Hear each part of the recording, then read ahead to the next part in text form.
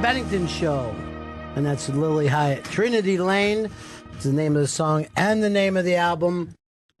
One of, if not the best album last year. That's 100% my favorite album from last year. I was lucky enough to get to see her play in Brooklyn at Music Hall Williamsburg, and she crushed it. And it was like one of those cool things. You discover an album, you're excited to go see it, and it was like everything I wanted it to be. Right. And she was so cool.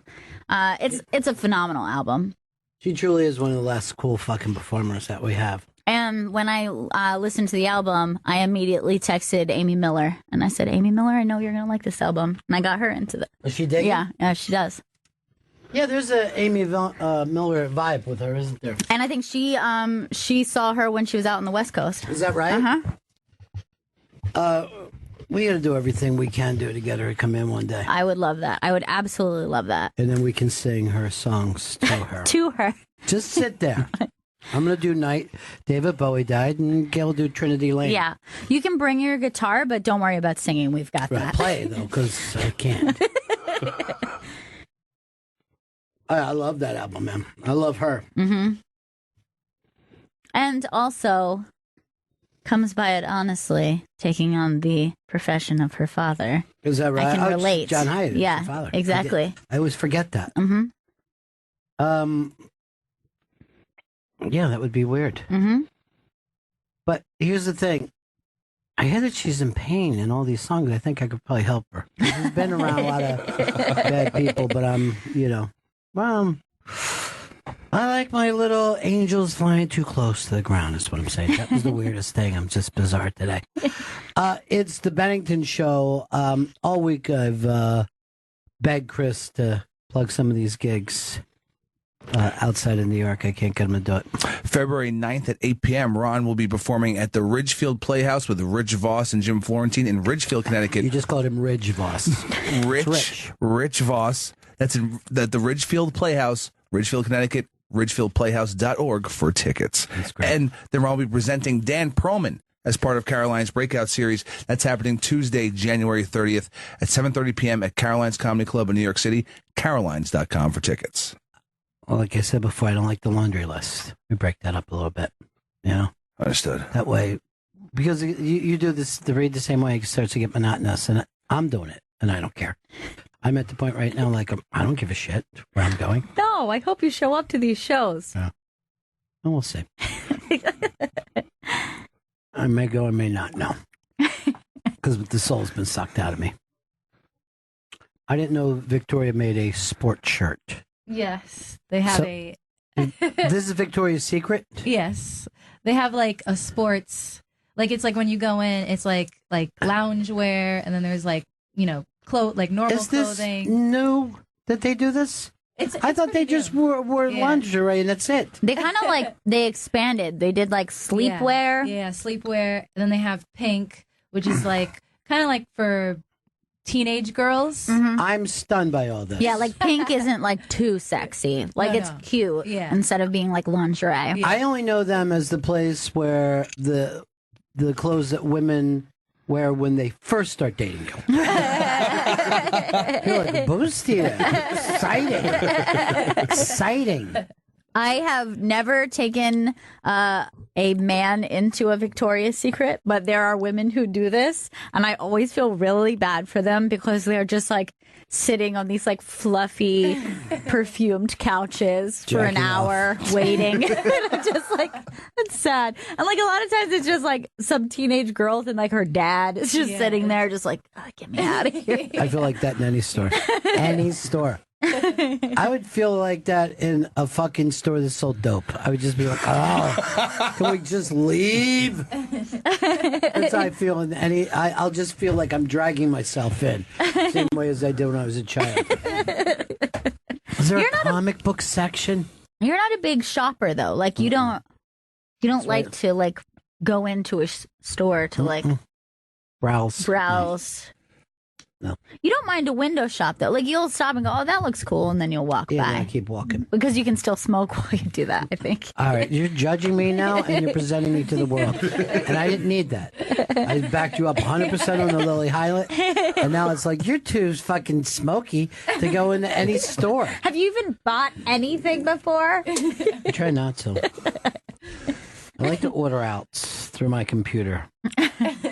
There's no reason to browse. I mean, just go to the store, just buy the one thing you want, and then leave. You're wearing a shirt that shows that you should be browsing. You could have taken a little time to see what else they had. You could have taken a little time to pick that shirt out.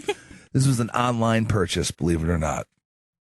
I don't believe it. So that was on purpose. Like that wasn't like you weren't short of time. Is there a dollarstore.com? This was from Penny's. You know, when we first got back after the holidays, you were wearing some new kind of. I thought he was just like taking on a new style, and we've moved fully back into dad shirt. But remember, he had some nice sweaters I think and his hoodies and Costa such. Rican wife bought him something nice. Am I right about that? Oh yeah, she Your did. Henny? Yeah. that beautiful Henley. Well, there you go, dude. That's the way you should be. You let her dress you Yeah, because you're not doing it. This thing that you're doing today is not good for you. get I rid don't of like it. I don't like giving up the control of picking my own clothes, despite how bad they might look. Please give up the control. You look terrible in those shirts. I feel like they You're fit too really. young. No, they don't fit you. They make you look like. They're not age appropriate. That's Thank really you. what it is. That's the big problem. It's real. That's the thing. I think it makes me look older. You're a dad without children. Does that sound normal? It does. That sounds quite sad. It does. It actually does. Really sad if he gonna would have had him. He left them in a hot car. I'm a childless father. Coming up at 2:00, we are. I forget what we call this now. Headliners. It's called Headliners. It's the same as a mask, and the it's going to be the cast of the TV show Crashing, which Sunday night at 10:30. So make sure you listen at 2:00, as you'll hear the cast.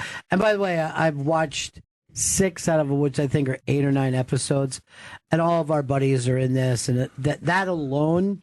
Yeah. If you're a fan of New York City comedy, you will laugh to see everyone you know at one point or another. So it's really great. Vito has something that he wanted to present today, and it's called Vito's Bizarre World of Questions. This is ridiculous. And these are the things that you just find to be bizarre. So not like the just bizarre. This is my whole bizarre world of questions. This is the Oh, whole You know what? planet of Just questions. hearing this idea is very creative. No, this was 2 days ago. Chris's bizarre questions. No, that was just. This is a planet of questions. You were just a person. Yeah.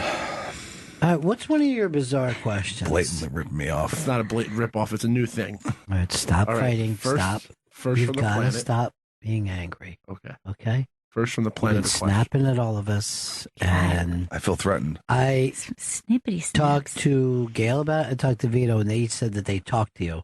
And I'm pointing out to Chris and Gail, it's done no good. That's Look true. how quickly he's angry. We're going to know. set this up a notch. What's that mean? I think maybe a sensory deprivation tank. I'm not sure. That sounds delightful. That doesn't make sense. I don't because think he's that's not ever listening to been us a. talk to us. That's never been a punishment of any kind. No, It feels like a expensive. punishment. They're like $90 to go for a It's session. very relaxing. Yeah, people like to do it. You like the trip. It's you trip out of it. I mean, It's personally, like, oh, let's punish him.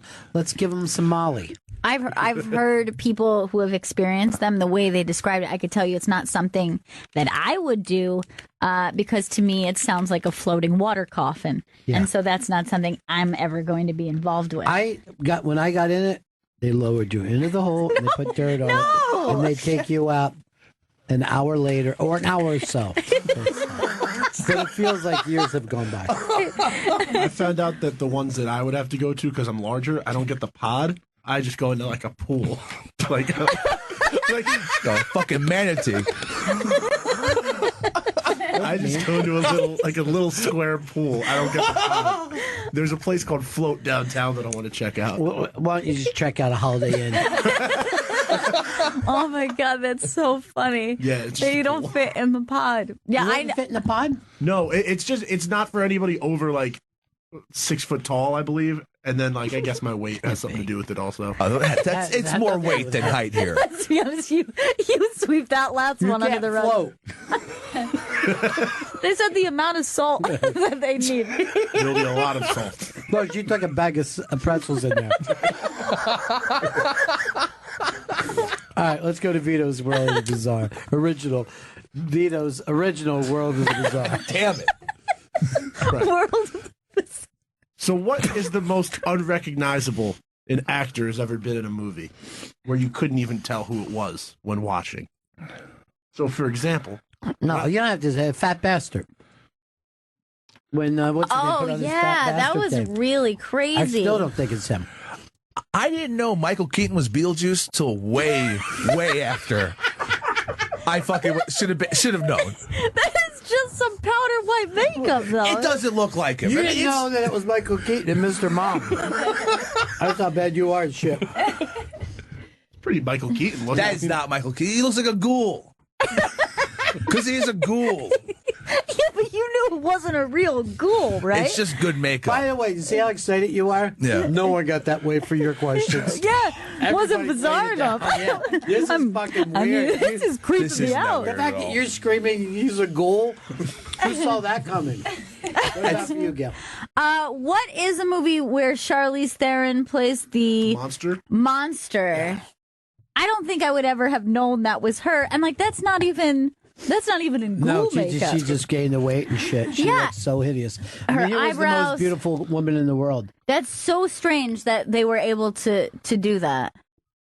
Her brows, her hair, everything. Like you would Yeah. never know. You know, that that's a some- Daytona movie, right? We lived right down there where Yeah. that movie was.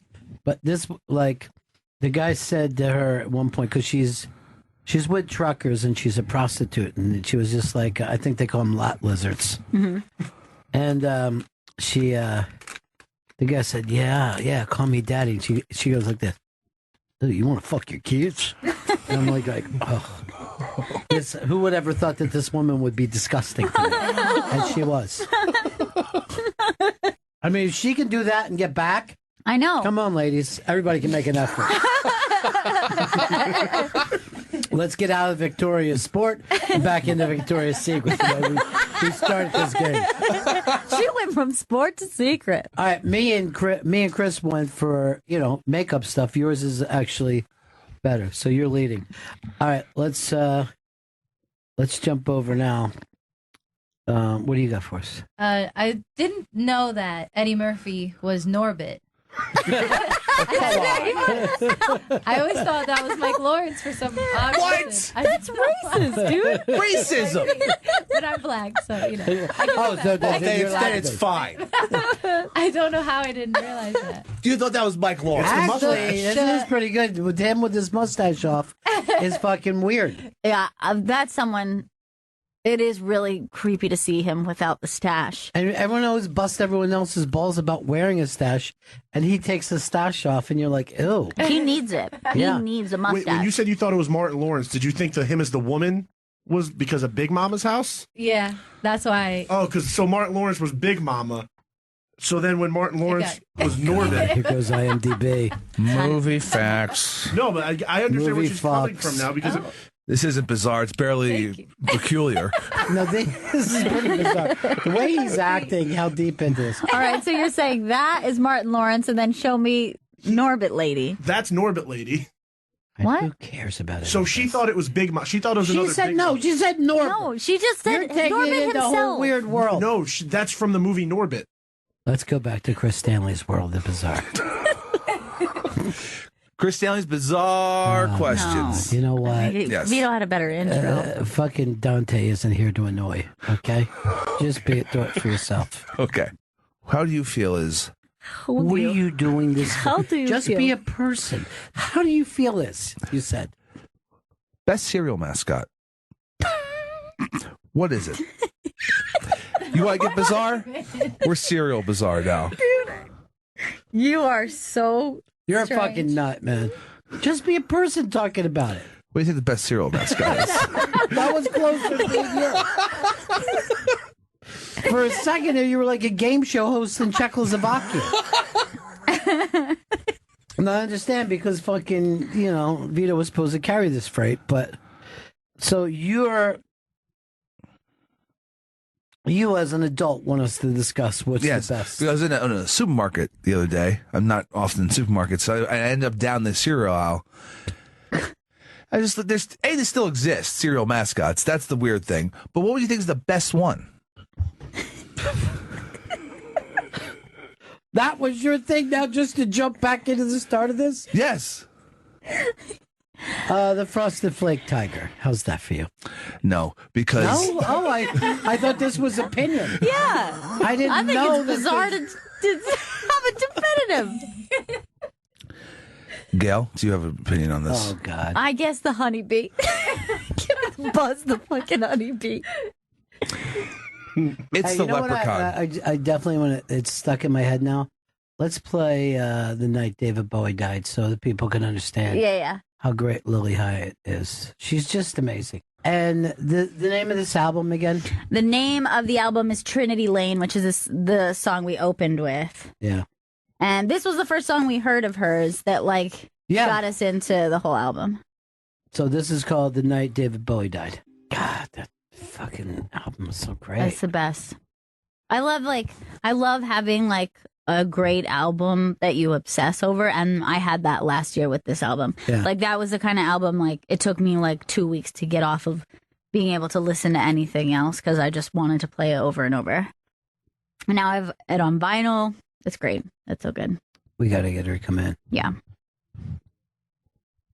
You know what I love too, because I've seen her do stuff at other places, and just these songs kill it with just her and acoustic guitar. Yeah.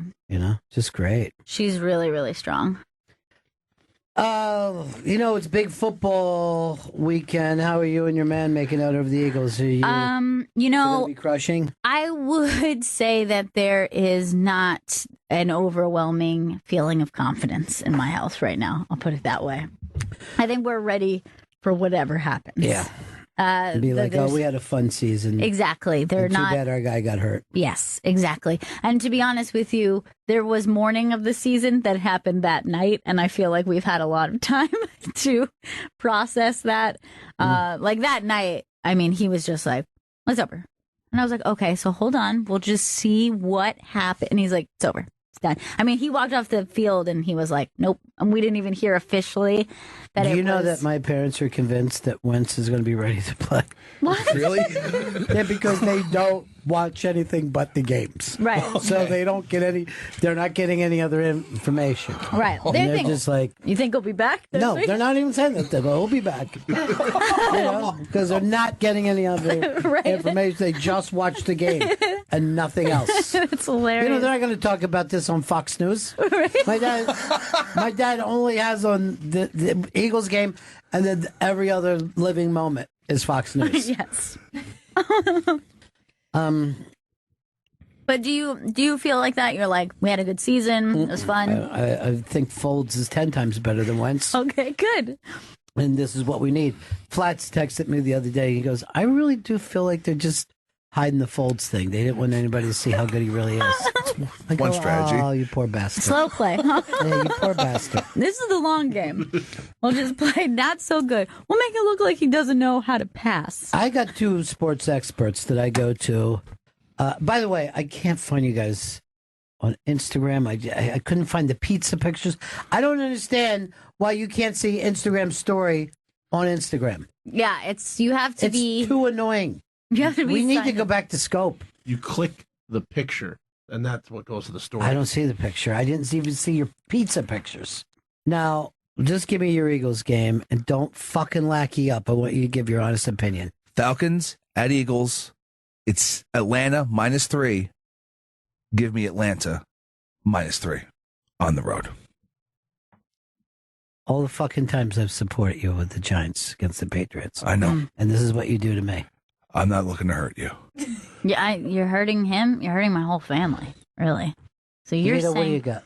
I'm taking the Eagles -3 against Thank the you Falcons. very much. Well, you're getting +3. Oh, I'm getting +3. That's Yeah. even better. Yes, you said a 6-point swing. this kid is This is even better. No, he knows sports. He just doesn't know math. right. Sure. What's the next game, Vito? The next game's New England and Tennessee at New England. And What's the it's spread on that? 13.5 points. Wow. Yikes. Wow. You'd be a fool not to take the Patriots in that game. You're giving up 13.5 points. You're giving up 2 touchdowns. I believe in Tom Brady that much, so I'm taking that action. Yeah, but there's no reason he wants to run it up. All right, so you're the only person picking that game. What else do you have? I also have Pittsburgh and Jacksonville, 7.5 point spread. Mm-hmm. Now, 7.5 point spread. I get how this spread thing's going now. Yeah. You're starting to get it? So if I want Pittsburgh to win, I need them to win by more than 7.5 points. There you go. Yeah. And I think Pittsburgh is going to do that. I think they're going to win by 10 points. So I'm taking Pittsburgh against Jacksonville. Do you feel like you're speaking to children? Because this sounds like a kid's show. What's happening is he's speaking to himself, and so he's slowly explaining. It's like a kid who's showing his math, but out loud. And you got one more game, right? And then Minnesota, New Orleans. That's a 4.5 point spread. I'm really even surprised about that. And I think the Saints are going to take this game by 7 points. Well, you're getting 4.5, so you'd be winning, right? By 7.5. Oh, so then I'm fucking really confident with the Yes, Saints. I'm going to help you with it. You just think that if you whoever you pick is giving up points, they're not. The Saints have got to be getting points, right? They're Yeah, they're going the into underdog. Minnesota's place. I think this. I would actually say this: if the Saints don't beat Minnesota, you got to figure Minnesota is going to beat anybody else left because they've had a really good season. Right. But anything can happen with Drew Brees. I mean, that guy can fucking chuck. He really can. I don't know why he can't fix that thing on his face. That's between him and his maker. That's between him and the Lord.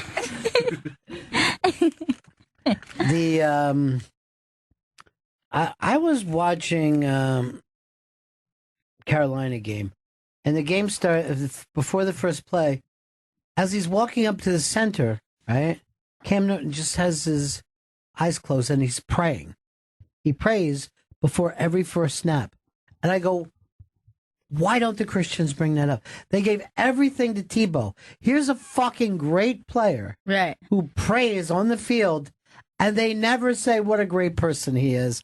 And isn't this wonderful? That's strange. You're right. Because he doesn't fit the bill, is what you're saying. I guess because he's not as white as he could be. Right. What other reason is there? Yeah. Why? Well- They're saying Tebow, they act like he's the first person to pray on the field. Those guys are always on their knee constantly. And I remember, like, they were saying stuff like they won't let him pray or something. And I'm like, not only can he pray, I've seen people do this. They I've all seen pray. tons of black players drop to their knees, and, you know, I've seen it constantly. I saw a guy actually get baptized in the end zone. With what? Gatorade? Yeah. Bill Parcells was baptized. All right, Mr. Backstabber, give out your picks very quickly. Titans plus 13.5. The Jaguars, I think the defense is going to show up, and give me the Vikings at home. They're going to win. Can't believe he went against the Eagles. Yeah. I mean, the support. Not only did I support, when the fucking Giants would go to the Super Bowl, I threw giant fucking parties for him, food, everything. Guess how much alcohol? Guess how much I asked him for? Nothing. Mm-hmm. Just He as, came and ate and drank and was merry. but you just expected love and support for your team. I didn't even think twice about it. I didn't think it wouldn't happen. I supported them for you. Oh, I know that, Vito. You're a wonderful man. I supported them for you the whole time. I never even asked for Jet support. I'm just over here loving the Eagles right now. Well, you haven't needed any support for the Jets. Not since Joe Namath. I realized that I screwed up. See when she's touring and put her up. And maybe she's touring back to Brooklyn. I hope she's not recording a new album. That'll scare me too much. I'm going to stay with this album for a while. No, she's going to Europe. Europe. What? Yeah, she's doing some They don't European- appreciate you like we do. Sweden, Yes, that's part of Europe. UK, All Europe. but no stuff over here. No American dates. No, there's American dates, just not any local. Well, where? Where's our closest? All right, you could go to Florida. You could go down to Florida if you want. Okay, that's Where not in going to be the Florida? closest. Santa Rosa Beach. Florida. It's at the Songwriters Festival. Maybe Montana, Oregon, Minnesota, where the Vikings will be losing. Why is he talking like that? Just be a person, dude. Colorado. All right, so she's not coming It's here. not that Nowhere. close. Oh, Athens, Georgia. That's not too far away. It is. It truly Closer is. to I would Florida. love to see her in Athens, Georgia. I would like to go there. Well, After we did the Athens GPS. I feel bad about them losing that game at the end to Alabama. I don't feel like I want to go anywhere close to that for a while. Too jinxy. I feel people just be crying sitting out in front of their houses. And then she's coming back to Ohio at the end of the tour, so that's her last date. So you're telling me there's a chance after Ohio? I mean, we'll see what she updates it with. That's next September. Jesus Oh my Christ. God, she's busy this year. Yeah, she's Yeah. loaded up already. This album must be going through the roof then. What's your record company? New West Records. They have like so many, like, so that scene down there in Nashville has just like boomed in the last 2 years. I know. Like that went from just like a kind of like, oh, it's a country music town Yeah. to like, you know, the outlaw country kind of Everything alternative. Yeah. Everything that Austin wanted to be. Yeah. And I have not been there since I was a kid. And I feel like we didn't even spend much time there. I think we just like drove through. It was pretty touristy, weird. Yeah. But But so much has changed in that town since then. you know who told me when it was going down was BB Buell, the girl with the Windex eyes. She's like, I'm going to Nashville. It's really, really, it's just music everywhere. I'm like, You fucking nuts, BB Buell? And she turned out she was right. 100%. When I was at Lily Hyatt's show, she was like, this is cool. It's great to be here. And she's like, in Nashville, everyone in the audience also has a band because everyone there is in music. So you're just playing for other, it's like open micers playing for other Yeah. aspiring comics. It's like that. You're just always playing for I don't other know how musicians. open micers do it. I'd hang myself. No, that's a really rough start. And I'm like, how impossible that seems to get out of that. I actually talk about that on Gail Meets Girls, which is premiering tomorrow at 6 p.m. East with Sydney Washington and Marie Faustin. And you Just love like, them. yeah, they were great. They're so much fun. And I think they're definitely comics to watch, which Mateo Lane picked them both as the breakout comedians of 2018. That was his pick.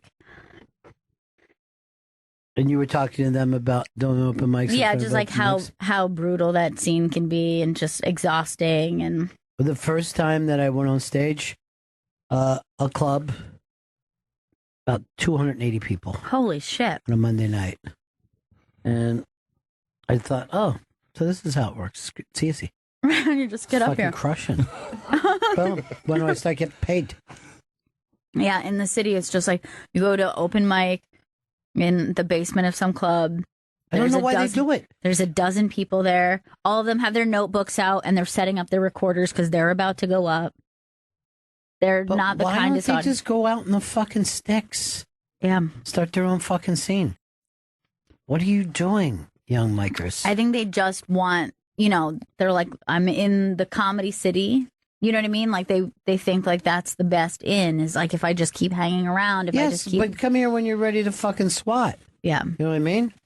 Like, I think that there's something to that, like, you know, making your bones in another city, showing up, showing You're up like, and I'm having a little established- fucking, yeah. and like everyone who has I've talked to, all the comics I've talked to on Gail Meets Girls who have done that very thing, where it's like they were kind of, you know, big fish in a small pond. Then they come to New York, you have to start over, kind of. Yeah. But you have the experience, so You have chops. you're not starting from the bottom. Right. You're just like now I have to figure out how to make connections And then meet also, people. while you're doing that, you can have road gigs. Right. Folks, you can have road gigs. Listen to me. I implore you. Yeah, I don't. To me, it's just like, oh, I've always wanted to play tennis, so I guess I'll go to the French Open and see if there's anybody that'll play there. You know, why would you? Why would you fucking do that? Then you just like end up playing just like with some random person in the parking lot. Like, I think we can make our way in there if we just Everybody keep else playing. is, Mattel's playing right now in the finals. Holy shit, Dave Chappelle's here. He wants to play doubles with anybody. I know we got a break soon. Stop swinging that at me, Vito. We're just swinging the whole thing out. There's a new thing. Vito and Chris both love to annoy me. I don't feel like I'm set out to annoy you. I don't. Yes, you do, dude. I don't. You do. I don't. It's fine that you do. As part of you good. find it funny though? No, I don't find it funny to annoy Ron. Like a kid who's just like, let's see if I can get dad mad kind of thing. Why would I want Dad to get mad? He's not your tell real me. dad. Yeah. This was just That's very odd that you would even the say that. analogy here. Like he actually looked at me like you were both of our dads. It's like, why would I want dad to get mad? I will be your father figure. Oh, that's really gross, dude. That was creepy. What did he say? He was like, just put your tiny hands in mine. Why would you say that? Because he's trying to fucking be hot. Because, Why'd you whisper it so? I know. You know what? I think there's something to what you were saying. They're trying to get to No, you. they are trying to They're get trying to me. break you. First of all, he's acting like you have to quietly go into a gay club like it's 1968. You don't. You can be proud. Well, I guess even in the 70s, they were still busting gay clubs on that on the Deuce, where they're now busting what's his name, James Franco. You're right. How the times have changed. Why did he go on Colbert's thing? And why does Colbert see himself as a modern day 60 Minutes? I'm not sure. Who the fuck are you to sit and grill guys? I don't. You do an entertainment show on CBS. That's it. I You know, don't and know like these people. now after the last two, I can't imagine between him and then Ben Affleck was the other person he put on the fire there. I feel like now at this point, you've got to think about who you're representing to be like, is this a good position to put them in? Because you're like, okay, this is what he's talking about now, but maybe next time he's going to be talking about your taxes or your You bounced a check. passolation. Or 30 years ago, you bounced a check in a supermarket. Yeah. Have you? How do you sleep with yourself? Yeah. I mean, you definitely are thinking. When's the last time you called your mom? Your mom is 83 years old, and you won't pick up the phone and give her a buzz from Hollywood? Who the fuck are you, Steve Colbert? Mm-hmm. To fucking take it upon yourself. I didn't even watch the clip. I saw the didn't headline, either. and I was just like, well, I know what happened last time, and I'm sure it's uncomfortable, and I don't know why I don't know why he feels this is his place. You know, but here's the thing. If you have that moral standard about it and you have an entertainment show, I also understand being like, you know what, this guy is not for me. You know what I mean? Like, I have issues You have with every like, right to turn them on. We turn down people all the time. right. And for whatever reason you think, look, I don't like the way that this guy handles himself and I don't want him on my show. But they'll be like, I'm going to flip the script on him, make him think he's coming on an entertainment show. And then it's just like, bam, you're getting punked. Well, let me tell you something. When I was a kid, I was a fan of Charlie Daniels. Mm-hmm. I thought he started to talk nutty a long time ago. And I'm like, fuck this dude. You know what I mean? Like, I don't need his nuttiness. So many times in the history of my career, I've been offered Charlie Daniels. Charlie Daniels, but though, and I remember the first time they go, hey, Charlie Daniels can do the show. Listen, he doesn't like any kind of racy talk. I go, don't fucking tell me. You know what I mean? Yeah. No, I don't want Charlie Daniels on the show. Right. I could have easily brought him in, said the slightest thing that wouldn't have annoyed my audience, but would have set him off or had him. But I'm like, I don't see eye to eye with this. I just saw a thing where he's mad at Taco Bell for making a joke about the Illuminati in their, you know what I mean? Like, that's how crazy religious he is. Right. He's also the same guy who did a jokey song about having a fiddle fight against the devil. You know what I mean? But that's fine, because that's really the only song America knows by him. But I'm saying there's plenty of people like that I think are like, oh, I wouldn't necessarily be on the same page as them. Exactly. And whether that's just like you think that they're the type of personality they are, or you don't like their politics and you feel like, you know what, I feel like we're going to get into it. I feel like it's going to be a bad connection. But I think when you set up the premise, like, this is the kind of show that I have, and then you're like, oh, not for you. For you, it's a gotcha show. Yeah, that's a very good point. But there are shows where you are going to sit down and go, look, we want to interview you. We want an in-depth interview, and we want to be able to ask you questions. And then that would be that actor's decision to go, maybe it would be good for me to do this interview for X, Y, and Z. Right. But, like, if people say it's part of their act or what they're dealing with right now, right, I certainly would. But if I'm doing an unmasked, it's always about the work. I would never say, I understand you got divorced. You know what I mean? Like, that's none of my business at that point. Now, if they do something about the divorce, it's in the TV show or the book, then I'm like, oh, because it's the work. Right. Other than that, I feel like it's the person's life. Yeah. But in the same way, I wouldn't say, hey, do you trip? Pete Holmes, we're playing him in a little bit. I bring up religion because it's part of his show.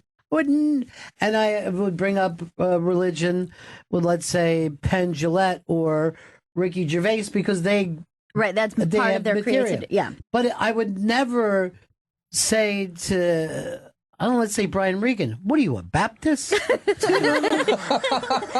are you, the Church of the Latter-day Saints? Steve Colbert, you're not fucking 60 Minutes, dude. You're nuts. Now, for all I know that he booked him on that show for that reason, I might be wrong about that. You know what I mean? Like, maybe even.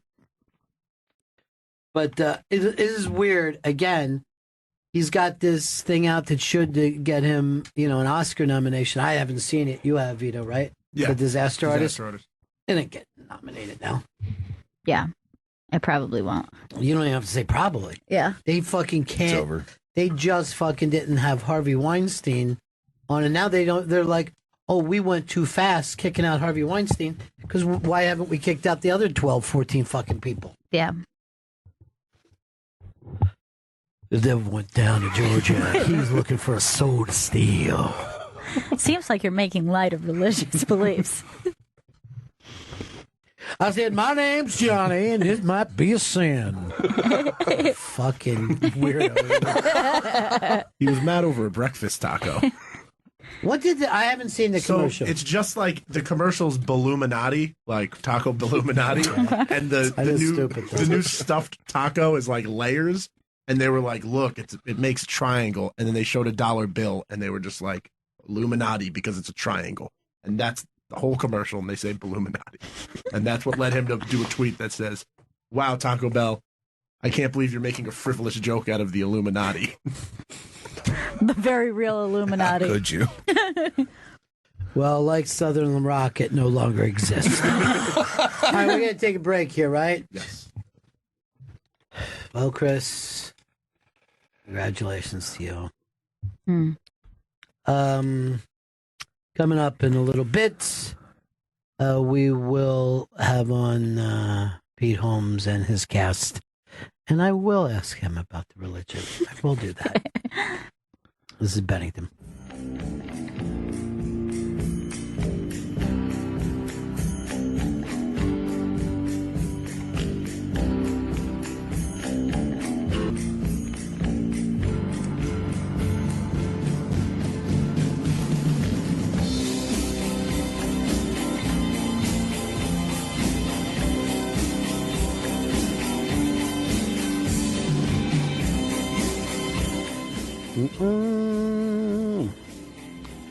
It's the Bennington Show on a Friday. Big sports weekends. We've already heard Chris's and Vito's picks. I hope you guys are happy with it. We'll keep that up on social media all weekend long, on the Twitter tweets, and then you guys do your Instagramming? Yeah, Instagram Live before and after every single game. None of this makes sense to me. I'm not from that world.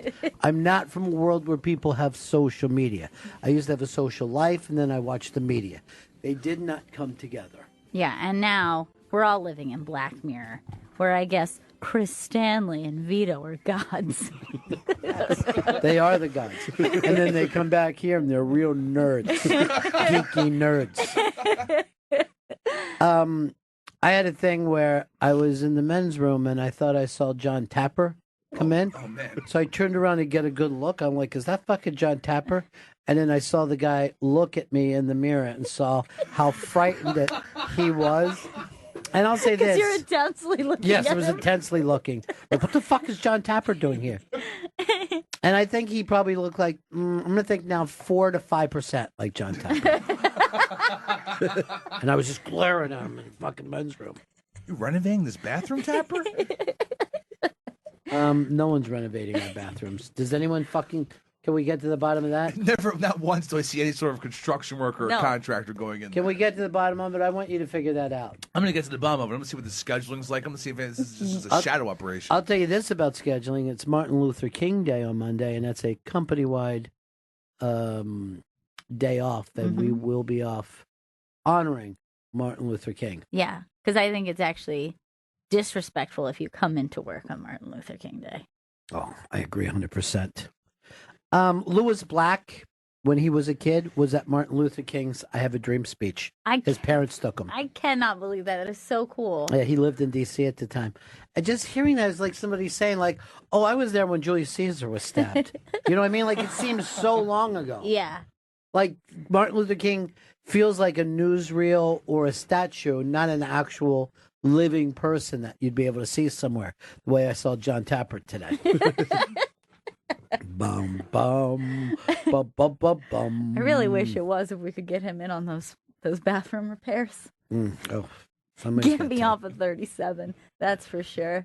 God, I hate it up there. I'm starting to like it. I just feel like the socializing in the women's room is too much. There's too many women up there. Those 37 women are always like, the jabberjawing in the bathroom. They're like, really hang out in there. I got news for you, It's a Gail. private moment for me. I got 37 problems, but a bitch ain't one of them. See what I did there, Chris? I got it. Mm-hmm. I used the rapper Jizz to express myself. Love that guy. I hope I'm pronouncing that correctly.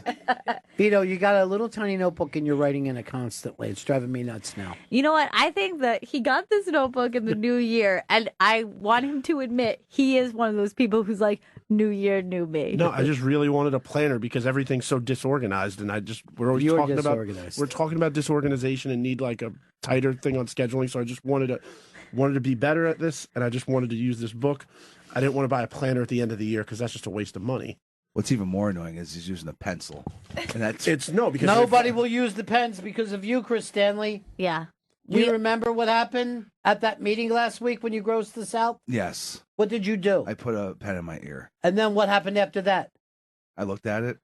Yeah. And then what happened after that? Then you put said pen cap back onto pen for anyone to use. Then you yourself became the victim when 5 minutes later I saw that pen in your mouth. Oh, We all watched you do it. Yes. Yes. We all watched you do it. he brought in pens from home for Jen and I and said, just use these when we run out. And Jen and I had to throw all of them away because they were all yellow on the tips. I was just trying to be nice. How's that trying to be nice? Trying to leave that. Working pens. Don't use a Q-tip. It's supposed to be really bad for you because you're jamming it deeper. I into get the ear. furious at his. One day I'm going to fucking Black Mirror. Okay? We live in the weird future because he's stabbing himself in the ear. I think he's putting a chip in there. You are so weird to be in a movie, in a meeting with, and we have things we need, and instead you try to make little lying fucking small talk. I'm just getting interested about, new You aren't updates. interested. You think that you're hiding your fucking inability to do work behind small talk. What's the launch date on that? You gonna table that? Did I just get tabled right now? So you So tell me fucking stupid. we're back burner at lunch. It's so fucking annoying. Did that get blue skyed yet? Why don't you just be a person? I tried Let's to be try a to person. guess what a person does. That's what vampires do. Vampires just try to guess how humans are. You're doing that, and meanwhile, me and Ron are looking at each other, and I'm trying not to laugh, and he's just furious, and he's looking at me like Shay said, Because like I'm gonna kill him. Like I he's know so that annoying. there's so much stuff when he finally gets FaceTime with Wiki or anybody else that he could be doing, and he never asks the questions of stuff we need. He fucking fakes his way through it. Oh, fuck. All right, you know what? I made up my mind. Okay. Martin Luther King Day, I'm hanging myself. Please, that's no way to And then celebrate I'm a just life. gonna have a fucking sign on me that says "Free at Last" of Chris Stanley. In parentheses. He knows exactly how he killed me. Bum bum bum bum bum bum. Yeah, you're terrible in a meeting, dude. Not very good, no. Terrible employee. Terrible employee. Hard worker. Thank you. Terrible employee. that You do second part. work very hard. Isn't it odd that we all work in radio and our biggest problem is communication? It's weird. It's kind of like we use up our communication in 3 hours, and then we get exhausted by communication. Like I know somebody who is a dancer. She's like a ballet dancer, Hot. and she is really clumsy, and she trips and falls a lot. And she feels like she exhausts all her grace while she's dancing, and then she has nothing left, and then she's just dropping shit and tripping over things all the time. I think she's just a dunce. Yeah, well, she is that. She had to put a fucking hat on and sit in the corner. I had a friend who was a ballet dancer who used to suffer from incredible ballet aches. And she would just hold her stomach. And my ballet hurts. Ba, ba, ba, ba, ba, ba. The only ballet I know is the Nutcracker. And it stinks. Oh, really? I like it. I guess Swan Lake I've heard of. Too. Oh, I love Swan Lake, and I love the song, like the famous song from Swan Lake. That's not how it This goes. lake is filled with swans. No, it's the one that's like do do do do do do do do do do do do do do. It's scary. Here comes Darth Vader. Here comes Black Swan. Bum bum bum, black swan, black swan. Bum bum bum, black swan from Finley. What the fuck was I thinking the other day? Oh, never mind. I had an idea for a media campaign. Sometimes I fancy myself a madman, That is true. You know how to package an idea. I feel very well. and yet it never works. It never sells. It never once sells. What were we going to talk about today? Coming up, I'll say this, at 2 o'clock. 2 o'clock for you people on the West Coast. That's 11 a.m. It is Pete Holmes and the cast of Crashing, and that premieres Sunday at 10:30 on HBO. And if you listen to this show, there's just a shit ton of our friends in this show that some of them are on for 5 minutes, some of them get full episodes. It's a lot of fun. Crashing on Sunday, 10:30, and you'll be able to hear the cast and I discuss this today. and you 2 like o'clock on the East. and you like the second season. It's Second season's much better. that's cool. But I will say Pete's character is somewhat annoying. But I love, like, there's a Bill Burr episode, and you're like, oh, I want to make a fucking movie where Bill Burr is, like, running an Irish mob. You know what I mean? He's a little bit scary. He intimidates Pete. Yeah. There's David Tell and Big J and Emma Willman and so many of our friends in it. And then there's Artie addiction stuff that's just fantastic. Yeah, from what you guys discussed, it sounds really heartbreaking and sounds Don't like give it away. I won't. One of the scenes literally happened to us on Thanksgiving where Artie's supposed to be somewhere and he's just not there. Yeah. And he is not thrown that he's not there. You know what I mean? He just Which is- doesn't care. yeah. He's doing his shit. which is exactly was his reaction. As hard as it IRL. is to be an addict, it's way harder to have an addict in your life. Yeah, it's very difficult, and there's like a million ways to deal with it, and there's like a million wrong decisions to make. You know what I mean? Like too supportive, or too distancing, or too hard. It just seems like Whatever you do, it's your fault when you're with an addict. I wrote a song about it. Ready? okay. Mama, don't let your babies grow up to be junkies. Beautiful. It kind of reminds me of something though. Don't let them shoot heroin or snort all that coke. Make them be doctors and lawyers and such. It's the worst fucking line. Make them be doctors and lawyers and such. Do you realize the people who talk so stupidly do not have a chance at those professions? I'm a doctor and such. Yeah. Quite the doctor and such. Let's take a look at you. See what kind of fixings I got in this medicine bag. I always say this, an apple a day keeps the doctor away. You know, just have a good apple every day. That's you? You Yeah. came up with that? Just get me some fruit, fresh fruit. I'll be fine. You know, I listened to you, and then I went to see a doctor. He said my sugar was really high. Yeah, probably from too many apples. Because an apple is one of the worst. They say, I saw somebody said this the other day that no adult should drink juice ever. No adult. No, because the amount of sugar. Yeah. You're just shoving all the sugar in that juice. Yeah, I and always you feel have good about myself though when I drink the juice. no, because you have none of the fiber either. It's not even like eating a piece of fruit, because with the piece of fruit you're getting sugar plus you're getting the fiber, which is good for you. Now you've just you just took all the good stuff out and squeezed it. That's bullshit. It's like eating.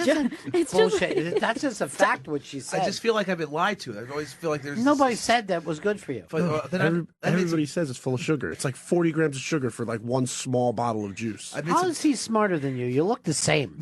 You should be sharing a brain. he should be a doctor, a lawyer, as such. Junkies like smoky old pool rooms and clear mountain mornings. Thank you, everybody. It was up to me, they'd be called the Dallas Junkies instead of the Dallas Cowboys. All right, let's jump into some of this talk that we said we would do today. Yes, I wanted to bring up. We've got a big sports weekend this weekend. Oh boy, do we! What is the greatest sports moment of your lifetime? Now, this could be personal, or it could be a universal situation. So you can either say, "Oh, I know that this was a great moment for sports," or it could be a great moment for you as a fan. But what is your greatest sports moment? Well, personal? I think the greatest sports moment I lived will never be beaten, and that is the 1980 hockey team beating the Russians, because all of America was excited, and that's when we invented the chant USA, USA, that is still with us today. But what do you think on a personal level? Well, like, I was a little boy, a tiny boy, going to my first major league game at in Philadelphia. And as we got there a little bit late for the two-hitter, for the double header, and there was a crack of the bat. I was too little to understand. My dad was picking me up, and a ball sailed into the night, and Hank Aaron had hit that. And that was my first professional sport. Baseball, like it's something about baseball when you're a kid, like being there. Do you know what? I did not expect it to be so colorful. I couldn't believe that there was a beautiful park in the middle of a city. Yeah, you know what I mean? Like, so, it was just too much for me to take in. Yeah, being being was in insane. In a ballpark, like the way the senses are when you're little, like when you first step out, and it's like a mini theme park, but it's crazy. But it is exciting when you're. Do little. any of you guys think that you could have a bigger thing than the entire country celebrating a win that they didn't even think was possible? Like, we weren't even working up to it because it was impossible for our college amateurs to beat the Russian professionals. Right. And then it happened. And most people act like they saw it live. No, they did not. I had heard that we won and then watched the game. It wasn't played live. Oh, because and everyone acts like they watched it live. Yes. I'm going to tell you the way things were, okay? Not the way things are. Because it was because of the time difference, or they just No, had, like... we were playing in New York, upstate New York. Weird. They just didn't think anybody would give a fuck, dude. There were plenty of times like they used to even tape the fucking NBA playoff games in the 80s, and then play them at night. They wouldn't even run them live. This whole 24-hour sports thing that you guys live in, oh no, that didn't always exist. I feel spoiled. Now I'm curious about when Chris the man Stanley is going to say about this. Well, I've had two. One as a kid, one as an adult. You don't get to do that. It's the biggest of your lifetime, and then your own personal. Yeah. Okay. You don't get to have two personals. Yeah. My own personal was '96 when the Yankees won that World Series, and then my dad took me. I was like 12 or whatever. Your dad took you to the World Series? It was the parade.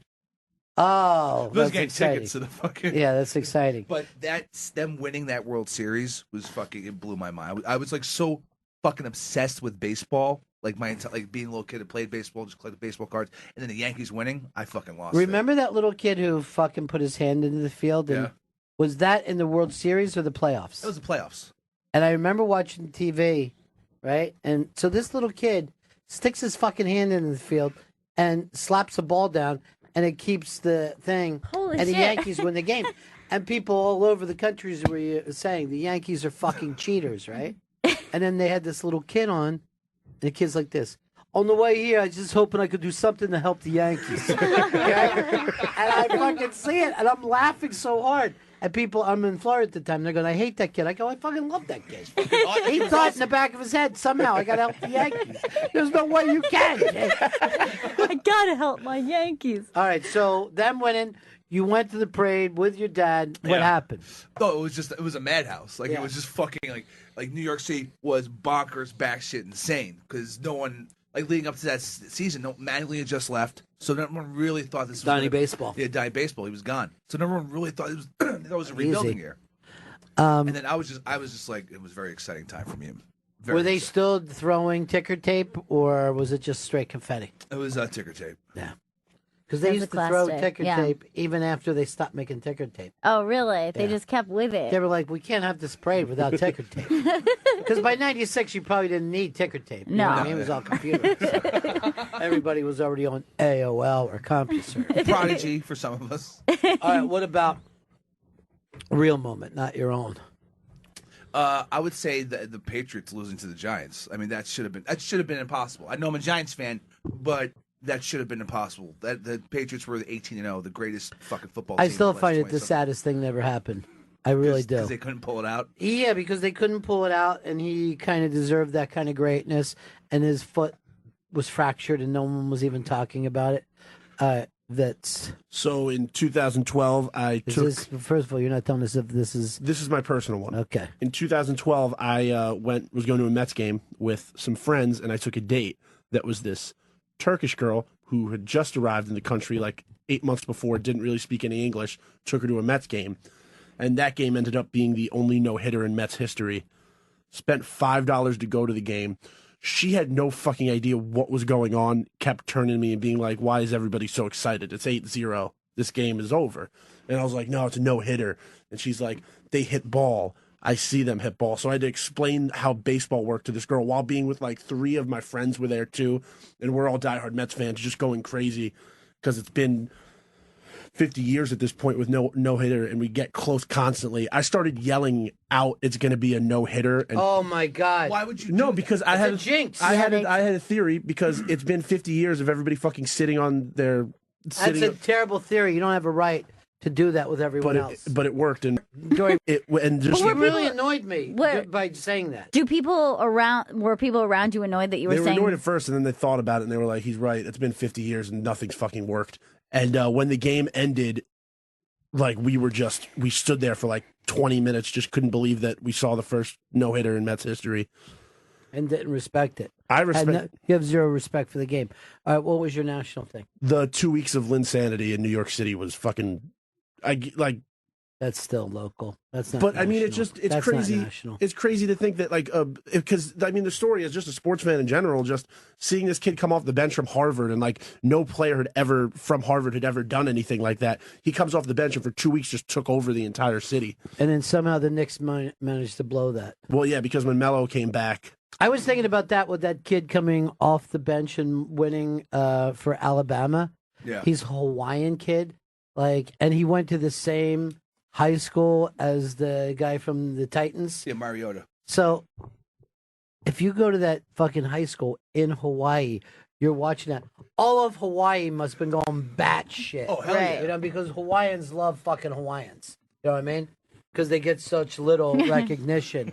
And seeing this kid come off the bench and win the fucking thing. I always think about the people at home. Yeah, that's really sweet. All right, let's go to Jen on this. You're a big sports person, right? Somewhat. Okay. More when I was younger. Yeah. So my personal is I used to be in track and field, and I was obsessed with Marion Jones. So when she first, I don't remember what year it was, but when she first won, I think it was the 100-meter dash, I watched it with my family, and it was kind of a sentimental moment. It's exciting. Oh, that's really exciting. There's nothing like 100 meters because it's all happening so fast, and then it's over. Yeah. It's one of the greatest sports events that's ever happened. It's like an adrenaline rush when you're watching. But I can't picture you running. I've seen you run in the halls here, and you're just. My dad says the only reason why I didn't gain weight when I was younger because he put me in track when I was 8 years old. So from then to middle school, I was running. So I always kept burned a lot of my fat off. But when I was a baby and up till then, I was a chubby kid. Were you really? Yeah, I was. I'd love to see some of your chubby pictures. It was pretty bad. Then my dad was like, "I'm gonna put her in track because have her chubby."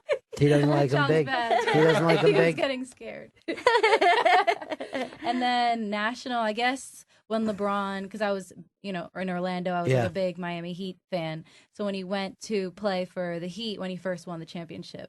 That was when he took his talents to South Beach. Yeah. But you should have been an Orlando Magic fan. But you were caught up in the excitement of South Beach. I am going to take my talents. That's special. I remember watching that special that night, and everybody knew he was going to the Heat. The decision? But everybody fucking thought, maybe there's a chance, he goes to my team. And it was just fucking an hour, 55 minutes of nothing happening, and then at the last second, I'm taking my talents to South Beach. How about how the people of Cleveland burned his stuff, and then he went back and they go, okay, now we like you again. That was so shitty. They are really different, man. That fucking parade, it's up on the iBang that they did for their 0-16 season is fucking hilarious. It's really funny. I mean, it's pretty great to just embrace if you're just fuck it, we went 0-16, let's just celebrate. They called it the perfect season parade or something. And it was just around the stadium. Yeah. Yeah. They're just going around. But it looked like some people really showed up. But play the volume too. USA. They just look like the most low rent people ever. Yep. In a big Browns fucking custom shitty van. It's so silly. I don't it's funny that there's an audience because it's just people, regular people marching in the parade. You all could just do that as well. And it was 0 degrees that day. It was way too cold to be fucking around. All right, Gail, you started this. So. All right. So my personal one is going to be the Super Bowl. I think it was 2002 season. Bucks winning the Super Bowl against the Raiders. Mm-hmm. It was, first of all, my whole family was together. My family from Florida came up in New York. Fez was there. It was just really, really fun night. It had been a great season. And on top of it, it was seeing my brother enjoy it, which it was he was a little kid he grew up watching who it. loved the Bucks when they stunk so bad. And it's something to inherit a really shitty team to just a really bad team. So for it to be that, and I think at the time, it's like post 9/11. So to have something just like joyful and fun was always like took your mind off of things. So it was just like a really great season. And that night was so phenomenal. And it was such a fun game. Like they played so well. Yeah. Do you remember even when we went to the Hall of Fame and we rewatched the clips and we were just like, remember how exciting that was? Because it was like the best night ever. Yeah, it was really fun. I remember Fez went out and made snow angels in his fucking... We all ran out into the snow. And then Fez, I think, like dove into the snow and was making snow angels. It was hilarious. It was so stupid. All right, that's your personal. That's my personal. National. Then I've got to think national, one of the biggest ever. I think it was the 96 Olympics. And this is the gymnastics Magnificent Seven team. And Carrie Strug was doing, like, she had injured her ankle and then basically had, like, one more vault to do. And they were like, well, this is going to totally, like, she can't jump. Like, if she can't do it, then we'll lose gold and Russia will have the gold and she won't be able to do it. And she's like, I'm going to do it. And even though she was in excruciating pain. So she, like, does the jump, sticks the jump, literally stands there, like, tears are forming in her eyes for as long as, like, the judges are like, okay. She does it fucking perfectly. Collapses and her coach like carries her off. It was like a fucking movie. It was like a movie. So dramatic. And the image of like him carrying her off as she had just like crushed it. Like I forgot so what a much little pain. star she was too, and how tiny she was. Yeah, so teeny tiny. There's the Olympics are always great. Even the Winter Olympics where are coming up, you're gonna enjoy them so much. There's some fucking skater that you don't know anything about. You're gonna love. There's some weird bobsledder. You're like, I want this dude so much to fucking hit this. Curling's on like 24/7 during the Winter Olympics, and I remember the year the pregnant chick was on the Team USA team. I was so fucking following the Team USA storyline. All you ironic dude bros love to act like you love curling. No, it was just on. We had dude bro. We had 2 weeks. Our friend Vito's a dude bro. It wasn't ironic at all. He's an ironic little. It wasn't. But it is. That is fun, isn't it? When the dude bros get together in the Winter Olympics. Dude bro. Look how red ass he gets. What is it with you when you get so because I wasn't doing something ironic. I was just watching. I get it, man. It seems fun, man. You know, you get together with your bros and you act like that's good. And then you suck each other's dicks. Then you fucking dress up for SantaCon. No, I don't even do SantaCon. I don't even leave. No, I don't. I don't even leave the house on that day. It's terrible. I saw you dressed as an elf one year. I was like, this isn't even SantaCon, bro. Well, he had a thing that said self-help. And he was that's good, though, Vito. That's good. No, I don't like SantaCon. I don't do St. Patrick's Day. Dude, bro. Dude, do you like to get together with your bros or do you like to get together with your dudes? I guess both. A combination thereof. You dudes are so ironic, man. So fucking proud. I like the biathlon. I get into that every year. Sure. Where they shoot? It's just such a bizarre thing. Why would you have to fucking ski and then jump on your belly and start fucking letting off some rounds? You're not, man. You're doing everything. It's pretty cool. To pull that off. I like it. It's just so different. It's fucking great. What about cross-country skiing? You know, you're just like skiing without the hill. It's like Why not just skiing up a hill? Would be probably better. You can at least slide backwards. I always watch the ice skating. I know. Yeah. Dude, man, me and Vito are getting together for curling this year. We got these curling fucking things, and then we put on these like rainbow afro wigs. We're like, yeah! It's a fun sport to watch. Yeah, man, I know. I have a You're good idea. fucking brooming? You guys should eat curly fries. We're going to. We're going to this year. You guys are going to be laughing when I'm fucking giving all the updates on what's going on with curling this season. All the Winter dudes Olympics. and Why are we bros going to be gonna love it. laughing during that? Because I don't understand why this is such a joke. It's a fucking There's a entertaining lot sport. of fucking dude bros love to ironically I love don't it. care if it's ironic. It's entertaining to watch. It's really exciting, and I'm not being ironic. It's just really fucking exciting when that weird ball thing when you're watching it and you just really don't want it to go past the circle. Seems like you really got in depth with it. Yeah, You almost know some of the names. Well, I mean, I don't know any. I can't give any snowboarders or anything names. I like it for the 2 weeks it's on NBC. Are they more brushing the ice or scraping the ice, Vito? Well, they're heating the brush is just to heat it up, isn't it? To like get the. Heat it up. I thought the The brush. hot brush? I would like for a dude bro who actually It comes up. The 2 weeks it's on, I'm really into it, and then I don't think about it for the next 4 years. Vito, I watch biathlon all the time. No, you don't. You don't watch shit. They use a 22 caliber rifle, and Chris, I heard you don't want shit. they ski around in a very short circle. Like even the biathlon fucking track is tiny. It's ridiculous. Sport. I like the ski jumping too. Ski jumping's fun. That's a fun one. Mm-hmm. The hurries too are fun. Look, I feel like Veda, once again took this away. We had to jump into something else here. I got a thing from Don, like, keep it cool, guys. You should act like you're at least enjoying the show. Crashing Season 2 premieres Sunday at 10:30 p.m. on HBO. Pete Holmes, Jamie Lee, Zach, and a pros. But they're very nice people. They are. Actually, Pete might fall into the dude bro You thing. think so? The nice version of dude bro. Pete is one of those guys that, to me, he calls himself nice so much that I don't believe it. Right. I don't fall for that shit. Do you think it's suspicious when someone's like, Yeah, I got suspicious minds. I'm a- Speaking of which, one the same way is Pete Lee. I believe tonight is his Tonight Show, right? Yes, it is. It airs tonight. Yes, he recorded it last night. Oh, do you know who I found out he was dating before? Oh, really? It's secret off-air stuff. Oh, I apologize for asking that on Interesting. air. I was told he's dating one of the people from Crashing. Not anymore, but has. Oh. Interesting.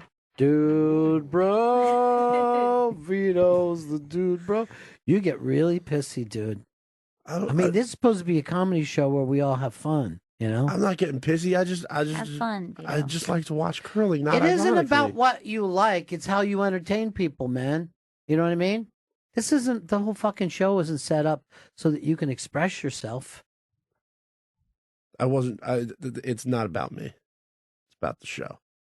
Dude, bro, come on, man. I wonder why they went with dude bros instead of bro dude. Because I think bro dude actually sounds a little better. You're as dumb as fucking dirt to even have that worry.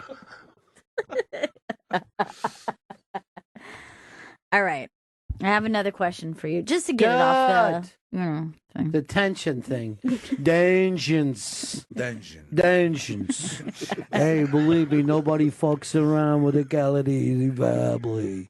You have hurt me in a way that I can't even express. All right. Who would you say is the sexiest celebrity over 60? Male or female? That's your choice. Your preference is 'Cause totally on I you. like to think that a man doesn't even get attractive until he's 60. Yeah, that's almost why it's a cheat. I mean, like, it's... And that a woman can't be attractive after the age of 19.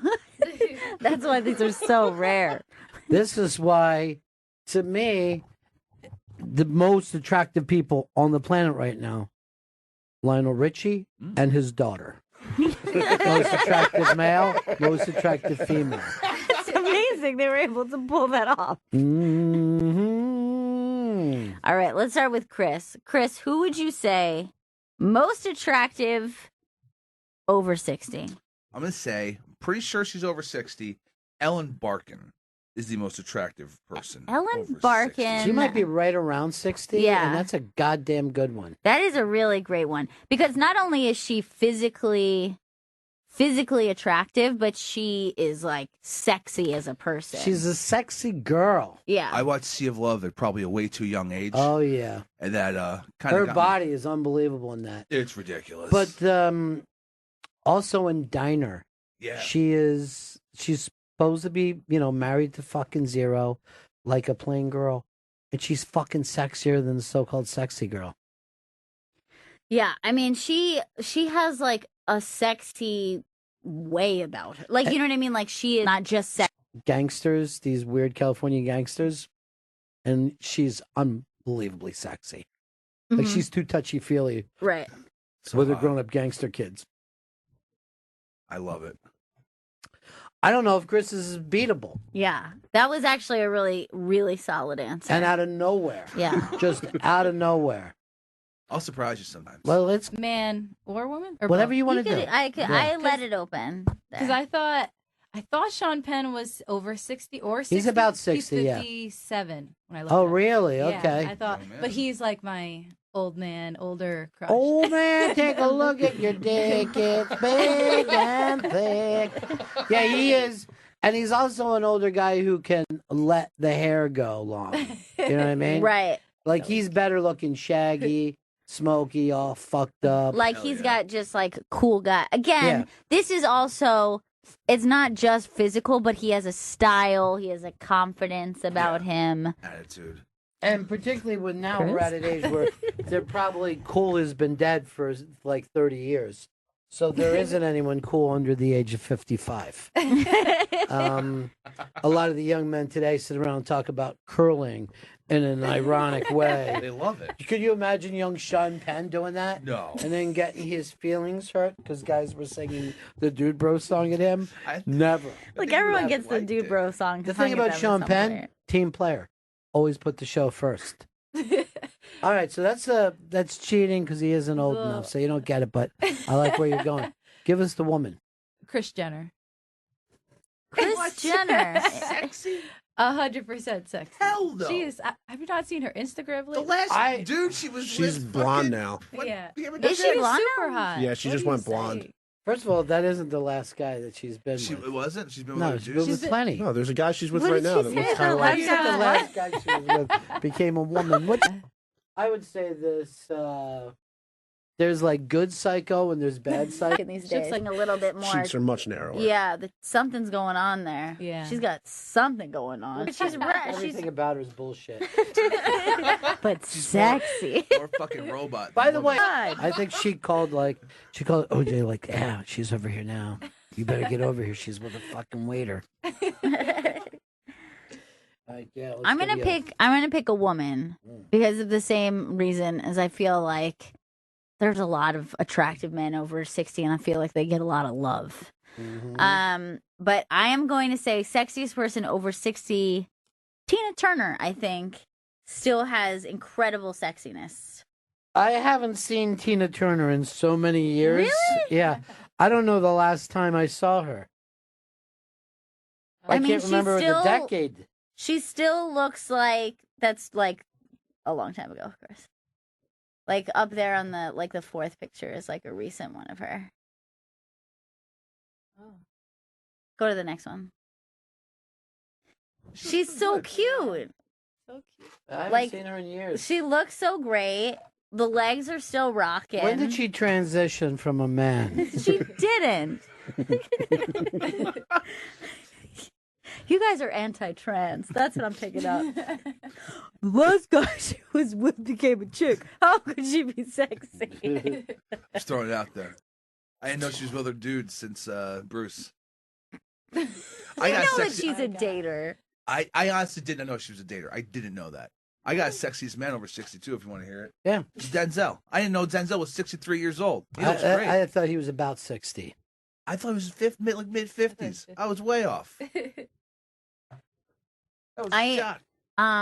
You know who I was going to put up as shit, now her name is dropping out of my head. From Raising Arizona, Holly Hunter. Hunter. I thought that her, but I think she's not quite 60. I think she might be 60. Oh, really? Yeah. But Holly Hunter still looks incredible. Yeah. I love her so much. Susan Sarandon's 60, right? Yeah, but yeah. her politics make her less sexy. Helen Mirren is like the go-to. Everyone always says, like everyone always says, "Oh, I do with Helen Because that Mirren." bikini picture that came out. For me, It's been the same for many years, and that's George W. Bush's wife, Barbara Bush. She's a Barbara Bush Sr. handsome woman. Yes, I have a picture of her right here on the $1 bill. There's my cutie. How I adore you, my dear. For him, it's like he's always has a picture of his wife in his wallet. You look at a $1 bill and go, well, I fucked her. Well, we got to go to break right now, don't we, Chris Stangley? Yes, we do. And then coming up next is Crash, your interview with the cast of Crashing.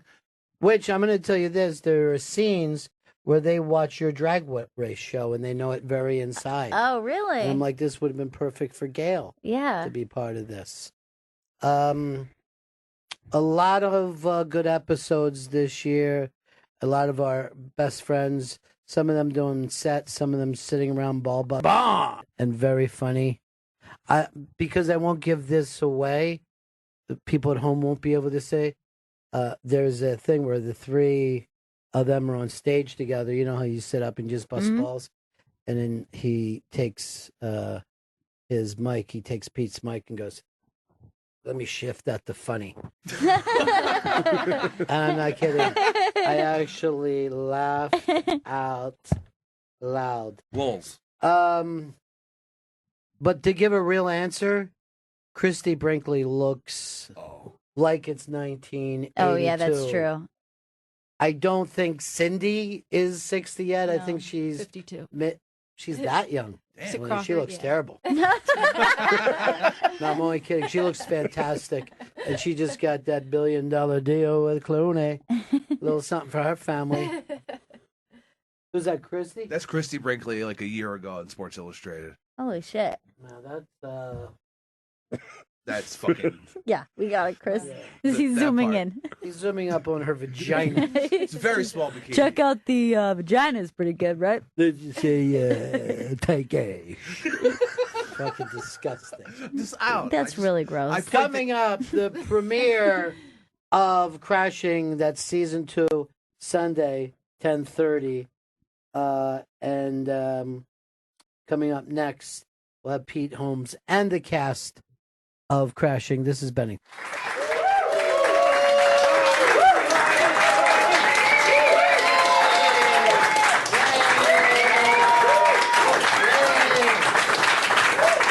It's real. In stand-up is it's polite to not.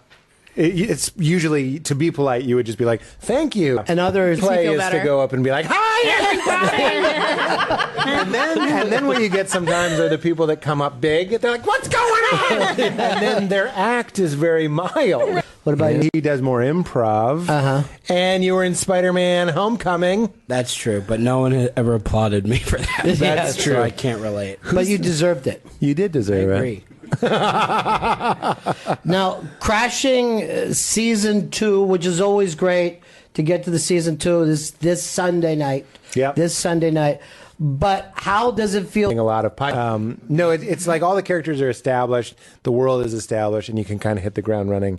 So I think the second season is, I can confidently say it's way funnier, right? And it doesn't have that expository quality. I love our first season; I'm very proud of it, but we really kind of crank it up a notch the second time around. And it also feels like you're bringing in even more New York comics, like people are comfortable. I think one of the great things about the show is that all of a sudden you're at home, you're watching the show, and then there's a few minutes of Greer Barnes, and you're like, "Oh, this is great." Yeah, and then you move, but to have that moment of just getting something really hot, by a comic. I was always one of those guys that liked the seasons of Seinfeld where he did material. Yeah. Right. And when they stopped doing it, I was like, what happened there? Yeah. And with our show, we get so many great comics. Service of the He's asking for a suggestion for a space. Any occupation. Yeah. Any occupation. An occupation that I might be bad at. Yeah. Doctor? Okay. Now, and I'll ask the ladies this, because the show is, of course, about starting as a stand-up. But is that a different experience for women than it is for a guy starting a stand-up? No. No, it's the same Honestly, because I was Possible. Have you met my aunt? mine's quite thick, actually. I just cover it up with a lot of concealer. It looks really good. But yeah, I think that was the bigger challenge. And then now looking back, I'm like, oh yeah, they're Woman crack the show. Yes. That's true. Now you're also getting a little more into the alt scene this year, which is, I think that most people who just catch stand-up on TV have no idea how different those two scenes are. That's what was fun about it, is when we went in to tell HBO what the second season would be about, it was about dating a comedian. Pete, my character, dates a comedian. And it's also about the nuance between the club scene and what you just said, the alt scene. And then I said to Casey Bloys, I was like, is that too inside baseball to talk about? Because it's not that different. Like, most people don't know that it's almost like the dwarves and the elves. It's like a fantasy world. It's the same stuff, but if you don't care about fantasy, you don't care about the nuance. And they were like, the more inside baseball you can be, the better. So we start exploring that, like Pete, and this is what happened in my real life. I would go up at clubs and not do very well. But then if I was performing in a laundromat, suddenly, like, I was great. Like, it was more of my scene. It was more of my people. My people. The references. We say it on the show. It's something that it's like, these are the people that got made fun of in high school, as opposed to the people who made fun of people in high school, which is a broad distinction. Obviously, there's crossover acts that do both. I am a crossover act that does both, but there's something a little bit gentler and nicer about the alt scene, which gives you, like, Maria Bamford would be like a good example. Even Sarah Silverman, who does clubs, kind of thrived in that. I don't want to say it's more listening, but there is more of like it's comedy nerds. It's not people there to get drunk and there just happens to be stand-up, and who cares?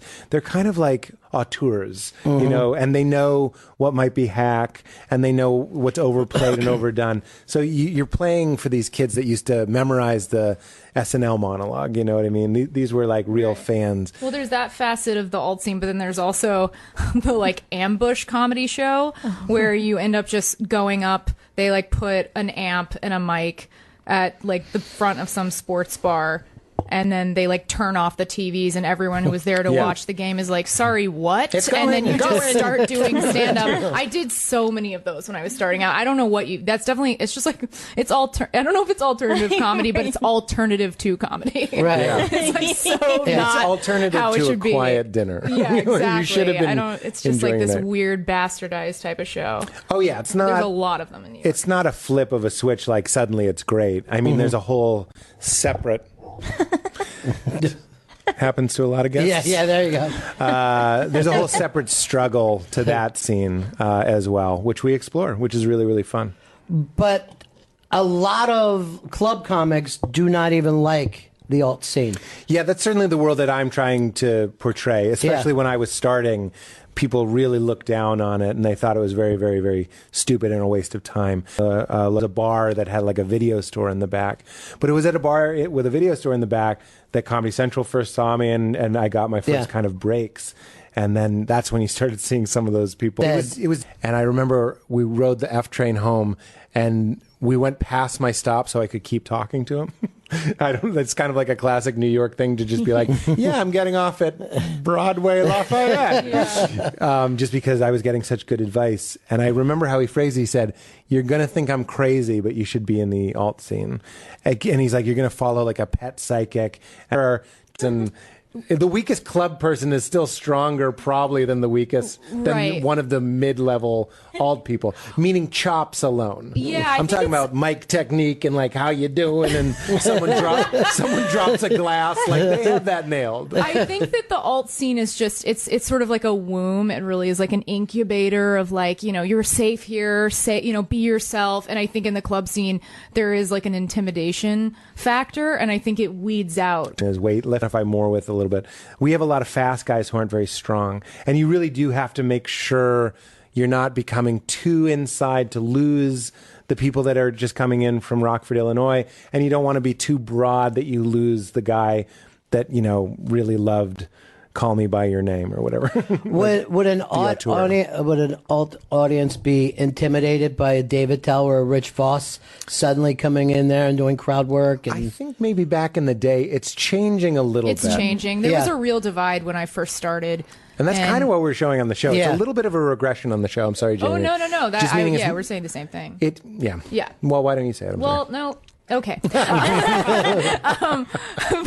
yeah, I think when I first started out, I feel like there was a lot of talk of like alt versus club, and like club people won't go to the alt scene, and alt people hate club scene. And then there also was this weird divide, bringing it back to improv, of like, you know, like improv and stand up. Fair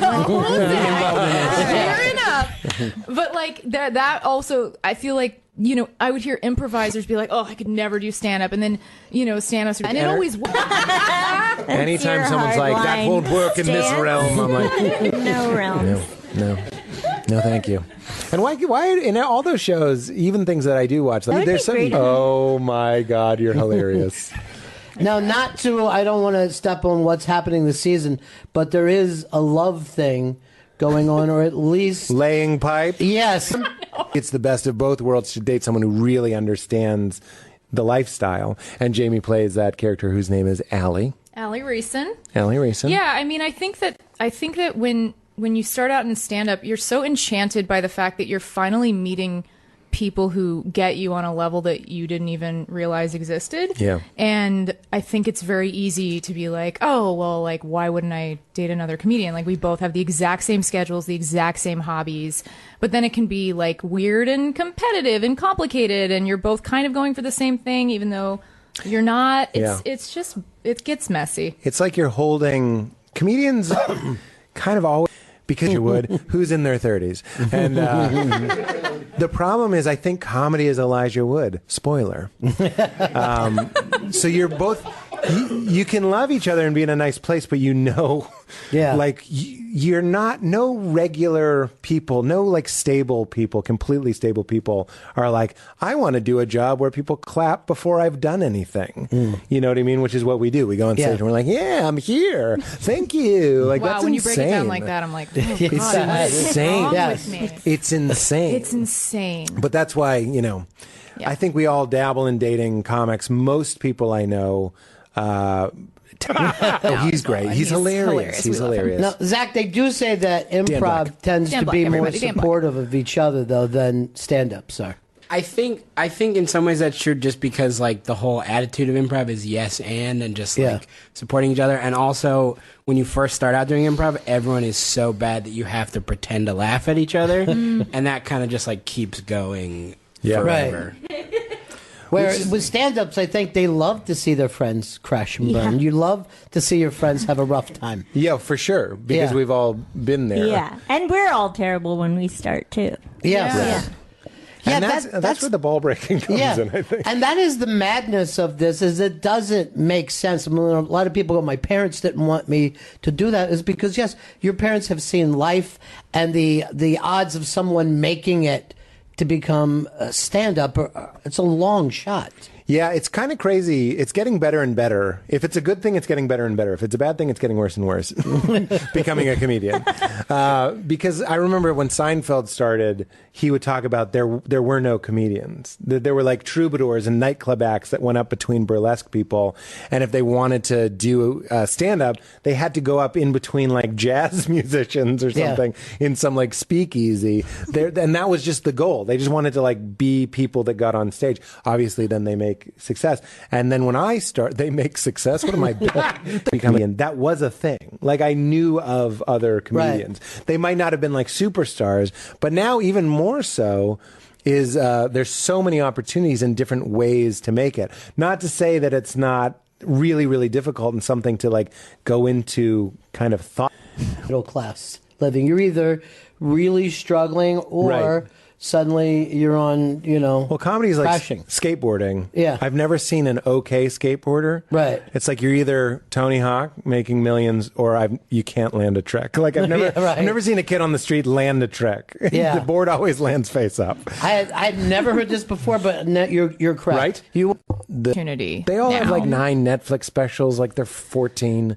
And I'm like, when I was your age, I was handing out flyers. And they're like, whatever, Pops. And then he Skateboards tries away. to skateboard away. And then falls. But when you watch this show, do you see this as you, or do you see it as the kind of the Pete character. I think it's becoming less of me. I'm hoping. Yeah. Because I watched the season. And I'm really hoping that Some isn't things all are you. real. Some things are real. We were talking about, like, in the show, Pete has sex for the first time with someone who's not his wife, and before it happens, he says, "Do you want to have sex?" And that is ripped right from my life. Like, I'm happy to tell that story. Is that most stories I see about guys, especially married guys, whose wives leave them, the next scene is a 20-minute montage of them, like, in jacuzzis and, like, rolling around with random people and, like, well, getting some strange.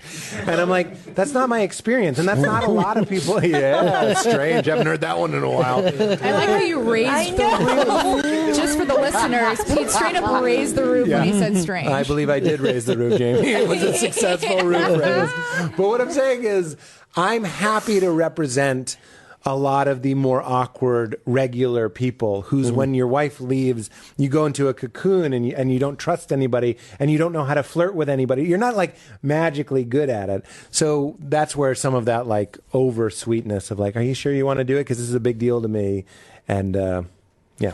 Well, there's time that Pete is over sweet, and at other times that he's really taking from people, some of the people around him. And it's there's plenty, I think, in this show for being as funny as it is there's plenty of tough things to watch at the same time. Well, that's what when I interview people on my podcast, like, I like talking to, like, Mike Birbiglia or Jim Gaffigan or any of these guys that, like, are really nice and sweet white men, only white men. My podcast is called Only White Men. It's doing great. It's surprisingly soaring.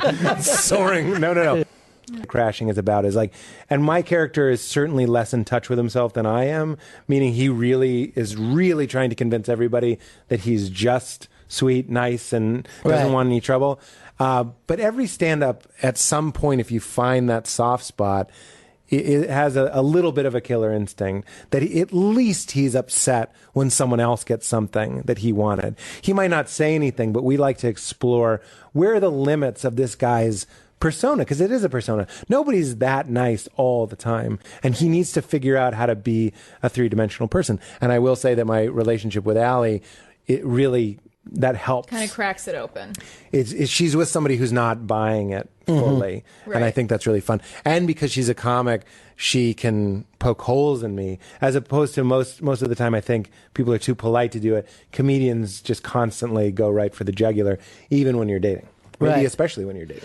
And are comedians very open about exposing their dark side, even if they're only coming on? Because there was a scene with John Mulaney who I'm like, oh, that was pretty bold of him to go that deep, that dark. Well, so we fast. like to find ways to take the sweeter guys and have them be assholes. Yeah. Which is, I think John was excited to do that, and he played it so well. And that's more like John and Ray about roastment to the community. Yeah, I only insult in 1930s. You get some strange, you blow hard. But that's a big thing. When you say, like, the better the comedian, the more on stage. They have the ability and the joke writing and all that, but they also just know who they are. Right. Maybe more important than even the joke And writing. you kind of realize that later. I don't want to speak for everyone. I realized that later, where I was like, oh, you can just, like, be a person. Like, just try just talking and being a person on stage. Totally. I'm looking more for a joke that sounds like me more than I'm looking for a joke that would just kill. Right. Right. And I was only focused on killing. Oh, we both first. were. Yeah. I would write jokes and I'm just like, that just works. Right. Like, that's a good joke. Right. If I'm like, oh, someone, like, another type of person should be saying this, I would still say it. I would like, That's what I'm saying. reverse engineer a setup just to be able to use the joke, even though if it was a complete lie. I'm a sociopath. Yeah. You're really learning a lot about your humans today. What is the deficit in you that drew you to this? And now you're a TV star. Oh, God. Well, you were already on, what was it, MTV's Bootylicious? Yeah, I was on Bootylicious. Peace, y'all. No, I was on Girl Code. Girl Code. Yeah. That's not even close to Bootylicious. Not at all. Girl Code is interesting and Guy Code because they put a lot of people on TV before they're ready. You know what I mean? So they'll be like, oh, you've done these shows. Now you're going to go out for a tour, and they don't have the material yet, you know? Yeah, it was, yes, that definitely happened. because colleges especially wanted to book us because the whole student body was like, we just want to see them. And then you get there and you kind of realize you didn't even really need to be doing stand-up. You could kind of just like talk to the students and like do a Q&A like this, and they would have been psyched. Right. But Best Week Ever was just like that too. Yeah. We would go out and there'd be improvisers like you, Zach, and they'd just, I remember Jess St. Clair would just go out and read from a romance novel. Did they love it? And they loved it. Yeah. And I was like, why am I, not that Jess wasn't trying, but I was like, why am I putting all this effort in? I could have just been like, you guys think about last week? You see Hulk Hogan's boner showed up during one of the matches. Take a few photos, go home. Catch that sweet check and lay on your pillow like Ferris Bueller. True dat. Well, you know, there's. Am I allowed to say true dat? Yes, you are. Sounds like a cool bring thing them to say. back. No, Raise we're the going to pull that. True You don't dat. have to worry. Okay, That's thank you, already thank you. edited. Please we're take editing that in out. real time. So much of what you said is already gone, Pete. True dat? Unless it comes back. It Who could knows? come back. We could bring it back. But, you know, when we're talking about, like, who comedians, some comedians will spend too much time talking about, I don't know whether they're bald or they're not happy. But I think what Aparna did was coming out with the depression stuff.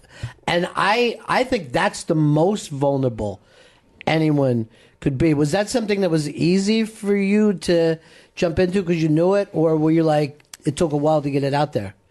I mean, I didn't start talking about mental health stuff till a few years in, and I think it is like Jamie was saying, where you have to sort of get comfortable enough on stage to be like, oh, I can sort of talk to them just like I'm a person and like address things that are real from my life that might not necessarily seem funny right away. But I think if you're like intimate with certain issues that seem dark to other people, you can kind of bring them in with a familiarity they might not otherwise have with it. So I think that makes it easier to approach from a more maybe lighthearted perspective.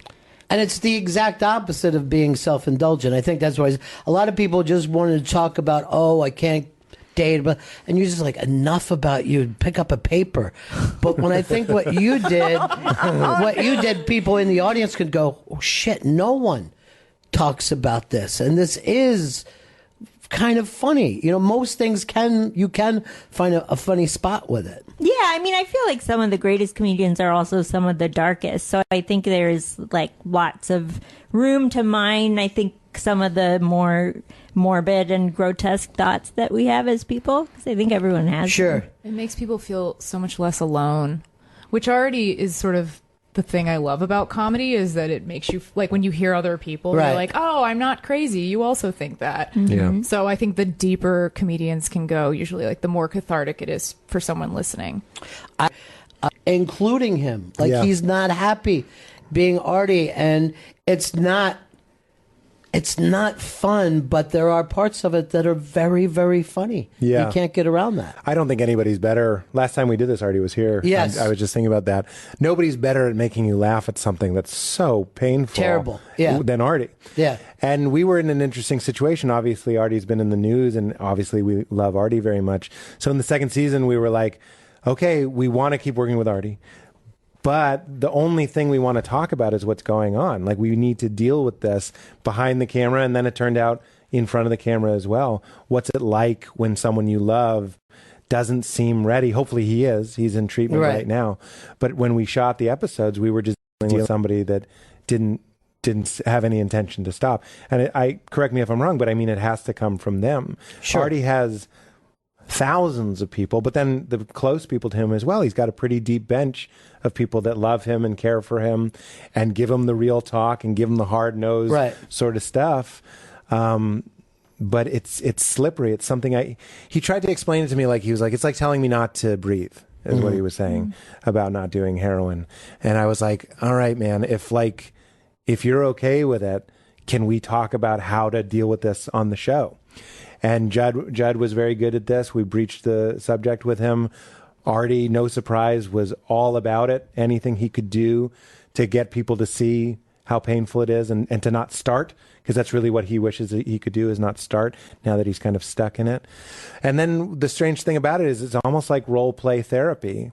Like, I lovingly tell Artie how I want him to be well, But in the show, we get to like have fights where we're improvising and I'm just saying to him what I never otherwise would have had the courage to say because it's in the scene. I was like, sorry, Artie, this is the scene where I've had it with you and I yell at you, but you also yell at me. Yes. And it was very emotional. We're getting worked up in between takes where it's a fight. And in between takes, we're like hugging each other and just being like, I love you so much because you don't want to. But he said, like me with my divorce, it's not the same at all. But I found it therapeutic to role play these scenes that were inspired by the heartbreak of my life. And Artie told me that he experienced the same thing that I did, which was you almost start seeing yourself as a character. It's like depersonalizing, where you go, oh yeah, this helps me understand how other people might feel, and oh yeah, this helps me. Hopefully, I can't say that. Speak for Artie, but hopefully this shows me what maybe I should be doing. Because you go, that guy's in trouble. You know what I mean? Yeah. You read the script and you go, this guy's in trouble. Oh shit, this is based on me. It's my hope that would help. And based on some conversations with him, it seems to have at least given perspective. Well, he also, and again, it's the Pete character, but he also knows how to find a young Pete. He also knows how to find the kid who, hey, by helping out this addict and driving him places, maybe I can move into stuff. So he kind of abuses you in the way of saying, hey, look what you get out of this. Right. And, you know, even when there's something that you want to do, oh, so you get to MC this. Right. You know, and that Artie's always trying to show Pete how he's down and dirty too. Right. Yeah. And it's really, it's strange. You want it. Judd and I loved Artie, and it wasn't so much that we talked about it. We were just like, there's an "are we doing this" moment. Because you know, not just, forget show business, you're becoming involved in somebody's life, and there's a lot of people whose strategy with people like Artie is to not get too close. Yeah. And you're like, this is going to make us friends, close friends. Yeah. And that's a risk. I hate to say it, but it's a risk that somebody might hurt you or let you down. And I know he feels that way too. He texts all his gratitude to be able to do the show, and that we haven't like abandoned him or anything, and nobody wants to abandon him. It is pretty amazing that's where we are with drugs and alcohol now, whereas that maybe even 10 years ago the network would have said, sorry, this doesn't. Yeah, you know, HBO deserves some credit there too. But I've actually even heard from people, hey, you can't keep him propped up. This is to have any success is the worst thing for Artie. And there is you know what I say to that? Yeah. He told me what he makes from his podcast. I was like, we're not buying him more than a sandwich. You know what I mean? Like comparatively, I shit my pants when he told me what he makes on his podcast. It's a joke between us. Yeah.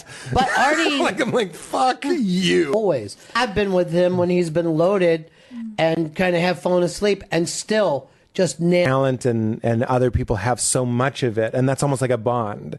It's like we both have talent in our veins, and you have so much of it, and that's one of the things that Pete talks about is like, who do you owe? You've been given this gift, and it hurts. It's almost like a prodigy situation. It's like you got to be playing the piano. Please don't retreat into yourself. I think we also got really lucky because the Artie is obviously on the show, but our very Artie heavy episode, I would say, was also directed by Gillian Robespierre, who is such an intuitive, kind genius. And she did Landline and Obvious Child. She did Landline, Obvious Child, and she's just awesome. And I feel like she was the perfect person to have work on that type of episode without giving too much away. And that was the only time when we would be FaceTiming. There's the cameras, and then there's Video Village where you see what the cameras are seeing, and we would be FaceTiming Judd to watch the takes because Judd was so personally invested in this. The whole episode was Judd's brilliant idea, and I really hope people appreciate Artie for it.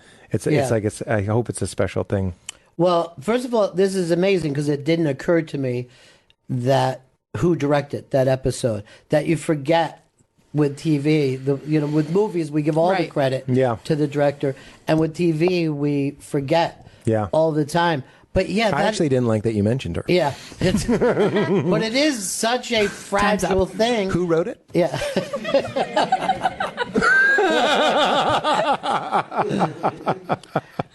when that was over, did you feel like we got it, or does it take editing before you're like, we're happy with this? You know, shooting is like getting a lot of bricks, and then editing is building the house, and it does we're getting better at it. Meaning, first season, there were times when I was like, I don't know if there's a house here. Second season, we didn't stop shooting until we knew we could at least build a shitty house. At least it'll have a roof. You know what I mean? Maybe no pipe. Well, we got to raise that roof. We got to raise that roof. We got to lay that pipe. Wow, this interview is imploding on itself. None of this will air. Don't worry. None of this. But you don't know. There's what you feel. There were takes, like especially with something emotional like Artie, there were takes that like I was feeling more. And sometimes that's not right for the show. Yeah. Like that's what Judd is so amazing at, is he picks the moments. He'll help with the edit, and he'll be like, let's see a different take here or whatever. So it really is collaborative in that way. There's other things I love in the show. One thing that happens when you hop on stage with a couple real master comedians, and you're not at that point yet. Yeah. And that's what's always funny about stand-up to me, is that when you start, and you're here in New York, you can be working on your 5 minutes, and you're right next to some of the most brilliant people who've ever done this. And why doesn't that force people to quit? Why would you go, I'm just learning to walk, and there's Jesse Owens running by me? What sense does this make? Right. I think that's one of the reasons why stand-ups get better faster than writers. And I'm a writer and a stand-up, but it's like there's no risk of pain.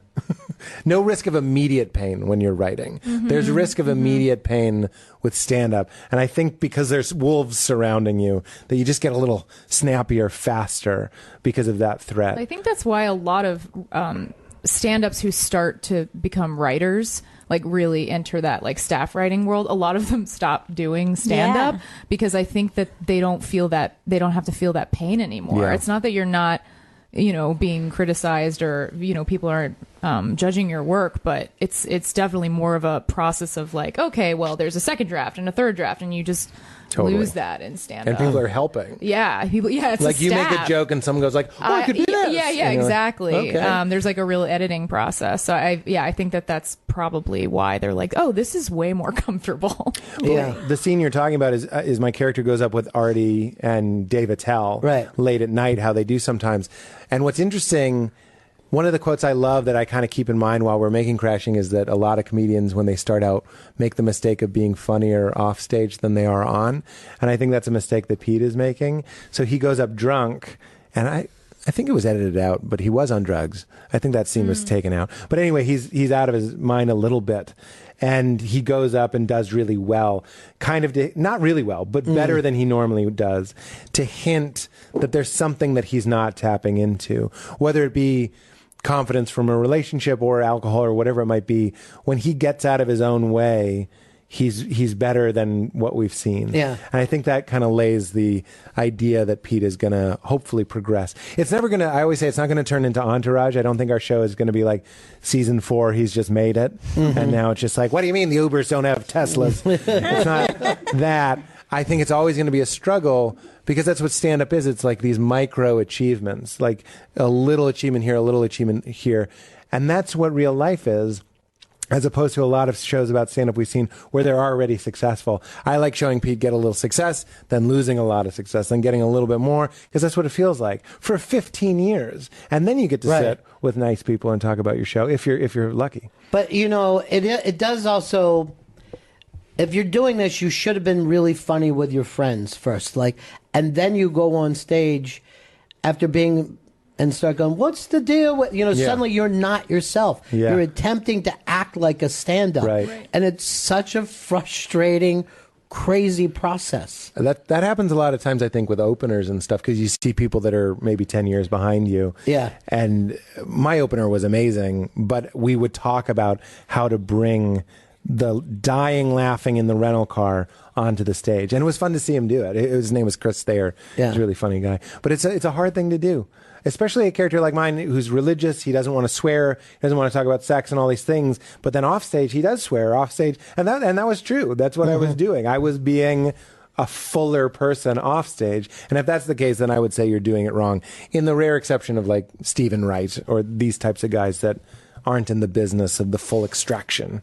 Well, talking about religion, there's a thing with Penn Jillette where Penn is just talking about his own thing, and it shakes your faith. But I did an hour with Penn one time sitting here, and a friend of mine who I'd known for, 25 years just became an atheist during the show. Yeah. Just went, wow. He's like the Jesus of atheists. He is. Where he just went like this. All you have to do is touch the hem of his garment and you'll stop believing. But he does make sense, and he seems comfortable when he's saying it. He's coming from a comfortable place. I love it. That's a good word, comfortable. And it's really, really interesting because it's respectful the way he talks about atheism. But you're one of the few people who kind of puts your faith out there, I believe. Yeah, but Penn just did my podcast. It'll be out this Wednesday. And we're actually going to play the extended version of the scene from the first episode where he kind of lays out why he's an atheist. And we agree on almost everything. We just have different definitions of God. Yes. If you're very liberal with your definition of God, meaning like the conspiracy of molecules, what makes you, you, and me, and spawned the universe and erupted the Big Bang and gave us consciousness, then Penn believes in that. You know what I'm saying? He's a very gorgeous atheist. He's a very open atheist. He doesn't believe in God, but he'll tell you, he's like, I don't know that there isn't a God. I just don't think the evidence supports that there is one. So you know what I'm saying? Like, as opposed to a lot of people that really dig in the idea, no, there's no God, and you're a fool. Penn is the first atheist, or maybe one of the few atheists I know, that is so calm, so comfortable, and so loving and open, and just being like, we talked for 2.5 hours, and he was like, we disagree, but it was like very open. It never clenched up. It never got to that like, well, if you want to believe in fairy tales, there was none of that. We just found all this common ground and different vocabulary. You know what I mean? If you want to call what erupted into this the singularity, because there was a single point of mass. With it contained the elements that would one day be that jacket, would one day be my heart, and would one day be the air that we're breathing. You can call that the singularity. That's what materialists call it. That's what science calls it. I might call it awareness, and I might call it God. Turns out we believe in the same thing. We both are saying the data we have, here's how I swirl it around, here's how you swirl it around. But when we have compassionate listening and discourse, comfortable, patient discourse, you can find that even somebody who's famous for being an atheist and someone like me who really loves kind of dabbling in all different traditions have a lot more in common. And that's why I was so excited. He was like the only person on the list. I was like, I want Pete to have his faith shook, but I don't want it to be what you're expecting. I don't want it to be like, well, the Bible was written 150 years after the death of Christ. That's not what converts people to atheism. Somebody's saying like, listen to what Penn says. He's like, if you need a book to tell you not to murder and rape, you have bigger problems than religion. Like you know what I mean? He's really convincing. But that's so interesting too, because the show would have been totally different if you would have had Ricky Gervais in I love spot. Ricky Gervais, but I never would have had Ricky Gervais in that spot. I'm a big fan of his work, and I don't even think he's a fool or anything. I just think the way he comes at it more of a rascal. He's more of a like, well, that's nonsense, isn't it? Yeah. And I'm just like, okay, that's fun when you're already an atheist, but if God is a personal thing, and if you want to like really kind of soften somebody's hold, not necessarily on theism, but on your God, it actually comes through a loving conversation, I think. And that's what makes Penn so effective. Yeah, he is incredibly effective. And again, we're talking about a show about stand-up comedy, and look at all the places that you're able to go with it. But isn't it funny, I was talking about Kumail Nanjiani and his movie The Big Sick. For the first 15 years of our careers, we all stay away from the things that people kind of want us to talk about. I was a Christian doing stand-up. People are like, well, you should talk about that. And you don't. You talk about bath soap and stuff. And Kumail's from Pakistan. He didn't talk about it. And then when your number comes in, or the big opportunity comes, whether it be a movie or a TV show, you go, okay, I'm good enough now that I can go back and tell the story of what it's like being a Christian. That's like a weird secret you have. Yeah. It's a weird feeling to be at a table with people who make a lot of like really off-color jokes, race jokes, sex jokes, and you're just sitting there going like, I took a pledge in front of my family not to talk this way. Sure. That's more interesting to me. That's what I hope makes Crashing tick as a story, is it's a guy trying to reconcile how he was raised and the authentic response he had to how he was raised, and how is he going to navigate that into adulthood? Because there's your childish faith, and then there's the second half of your life. Second half of your life is up for grabs. You know what I mean? In most parts of the world. And it's interesting to watch Pete try and navigate what is going to be his ongoing morality. And it's also true that your material, your act does affect the people in your life, the people that are willing to say stuff about their family. That also works better with experience, doesn't it? That also is something that's tough to do with any elegance when you're 21, 22 years old. I didn't know anything was weird about my family. Yeah. I really just thought it's like you were saying, it was our earlier... No, it was this interview. You guys didn't know it was different to be females. Oh, right. Oh, yeah. You know what I mean? Obviously, there's some physical differences, but I'm just saying it was your experience. Similarly, I bet you look back now on your parents and go like, that was some funny stuff. But when you were going through it, you were just like, I guess dads drink scope. Just drink it down. I don't know. But it's also the difficulty that we've always had in writing for either, if it's a white guy writing for women or things, is where are all the great women directors? Well, you got to just have a bunch before you get to the great ones. Right, absolutely. You know? Yeah, white men have had a real racket. Yeah. We've just been like, let's swarm it. Let's send them 300. Yeah. And then we get 3 great ones, and we're like, we're the best. Say look. We're the best. Take a look at Albert Brooks. That's us. We did it. 297 clubs that nobody's heard about, but 3 great ones. Yeah, you're absolutely right. But not go on and get his own late night show. What I love about it is that every potential season, there's another secret underbelly of stand-up that hasn't been explored at all. And I can't believe with so much content in this time, 2018, that there's still, given a lot of shows about stand-up, there's still stuff that no one's talked about. In our show, it's not just the alt scene, it's also, or handing out flyers or whatever it might be in the first season. Second season, we talk about the college market and how you have to go to these sort of like weird auction feeling things where you have to do 10 minutes of clean material at 9 a.m. for a bunch of student activity nerds, and you have to be clean and all this stuff, and like just how much crow you have to eat just to get the privilege of spending 6 months on the road, not talking to another person, driving between Dakotas, trying to string together a living. I'm like, I haven't seen it. And I'm thrilled that we haven't seen it. Yeah. Because the third season could potentially explore the solitude of the road and what it's like coming back to New York and everything's changed. If you leave New York for 6 months and come back, the club that's your home club is probably closed. Yeah, you know yeah. what I mean? It's and true. like some of your friends have quit, and some of your friends have made it, and everything's different. Like the comedy scene is always fluctuating. And I think. Because you know what I mean? Like, absolutely. They're so the open quickly. micers There's a with lot the of business like cards. cart before the horse. Yeah. Yeah, you're like, I got to get a website. And it's like, who's going to click on that? No one, not even you. Like, you don't need that. You just need to be decent. There were guys that had websites that like tried to, almost like a snow job. They had like videos of like, I know I have a lot of terminology. It's because I read books from the 60s. It's like, they're trying to make it seem like they have fans. Yeah. Like fake videos of them like signing autographs and stuff. And I'm like, what the fuck? And, but I do, that's what I love about stand-up, is it's not always fair, but when I see John Mulaney, who I think is our best stand-up, like from our crop, and maybe even considering the other crops, he's just the greatest.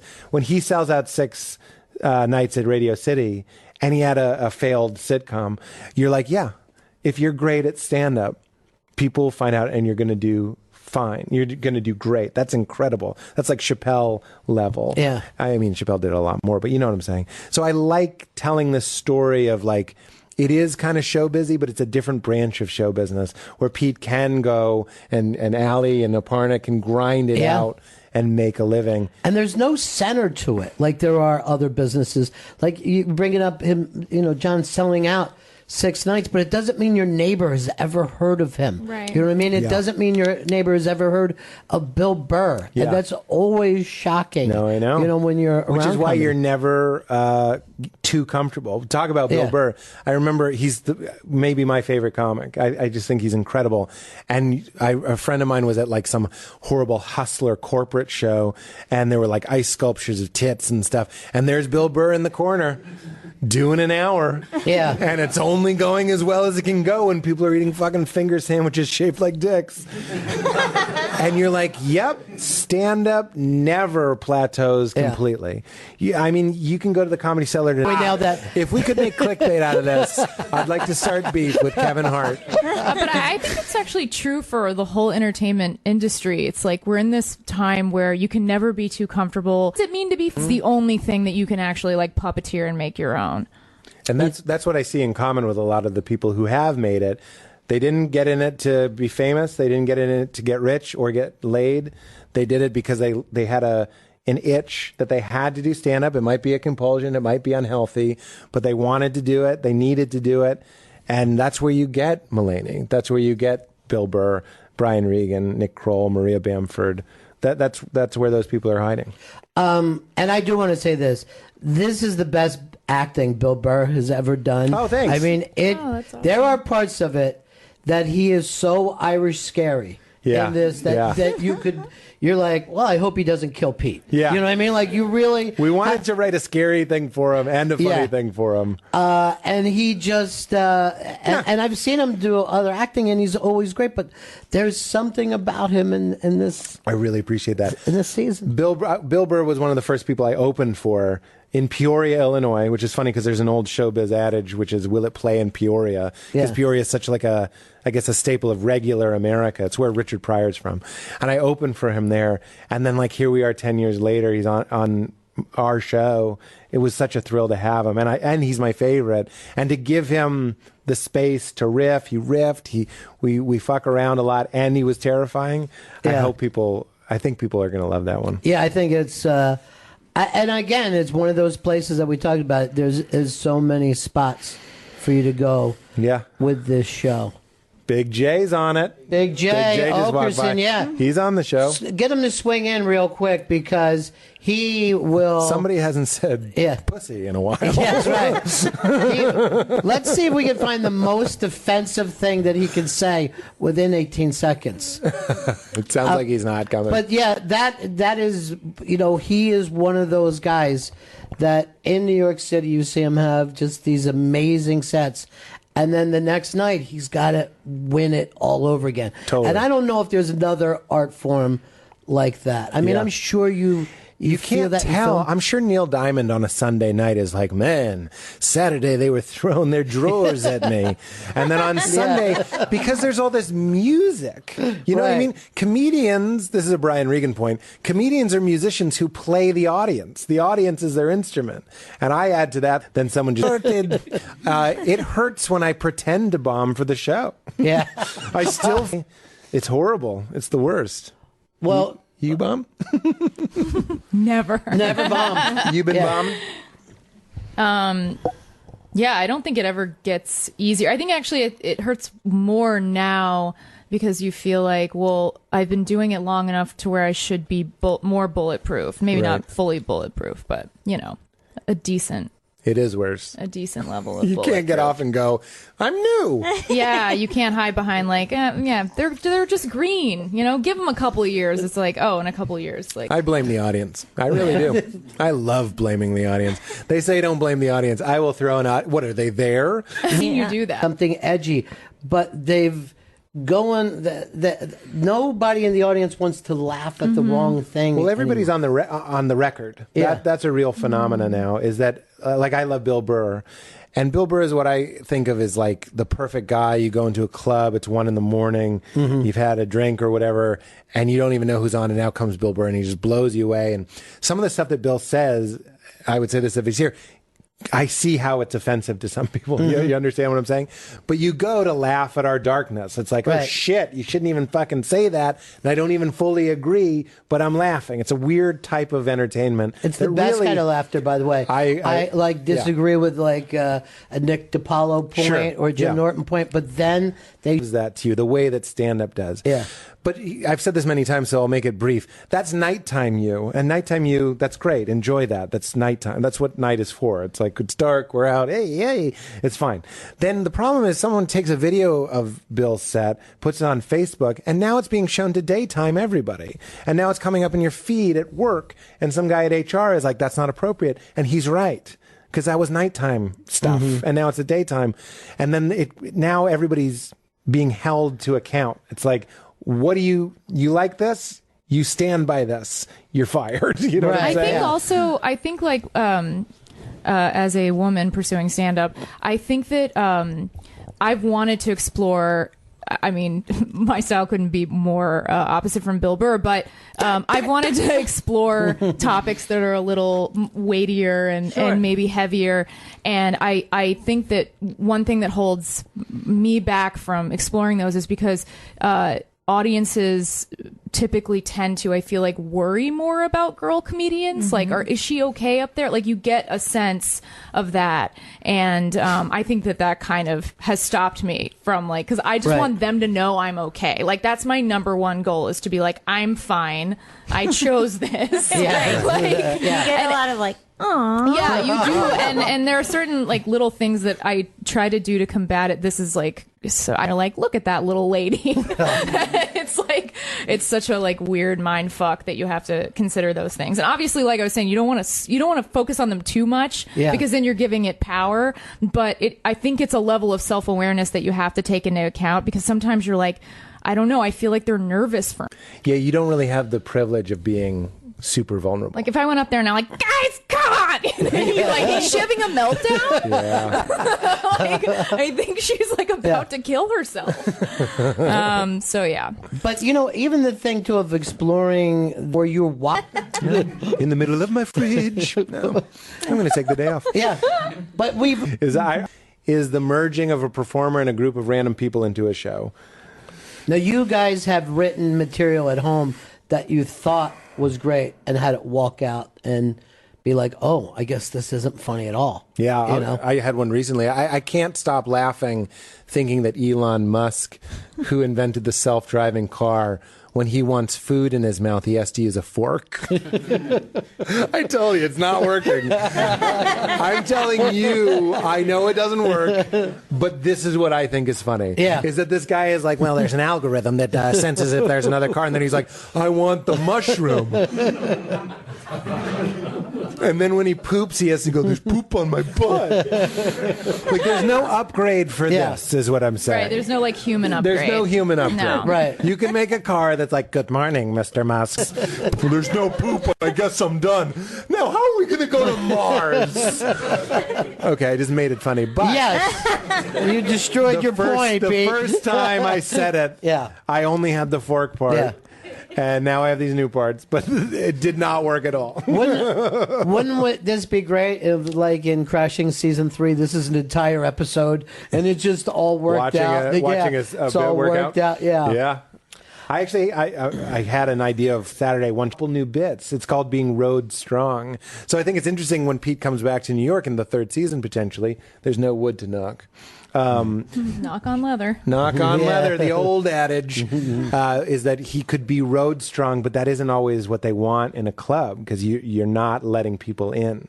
If you're only killing in roadhouses in New Jersey, there can be an adjustment.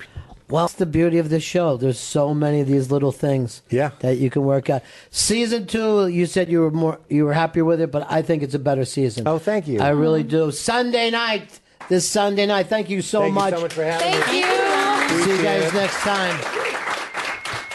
That was great, man. Thank you.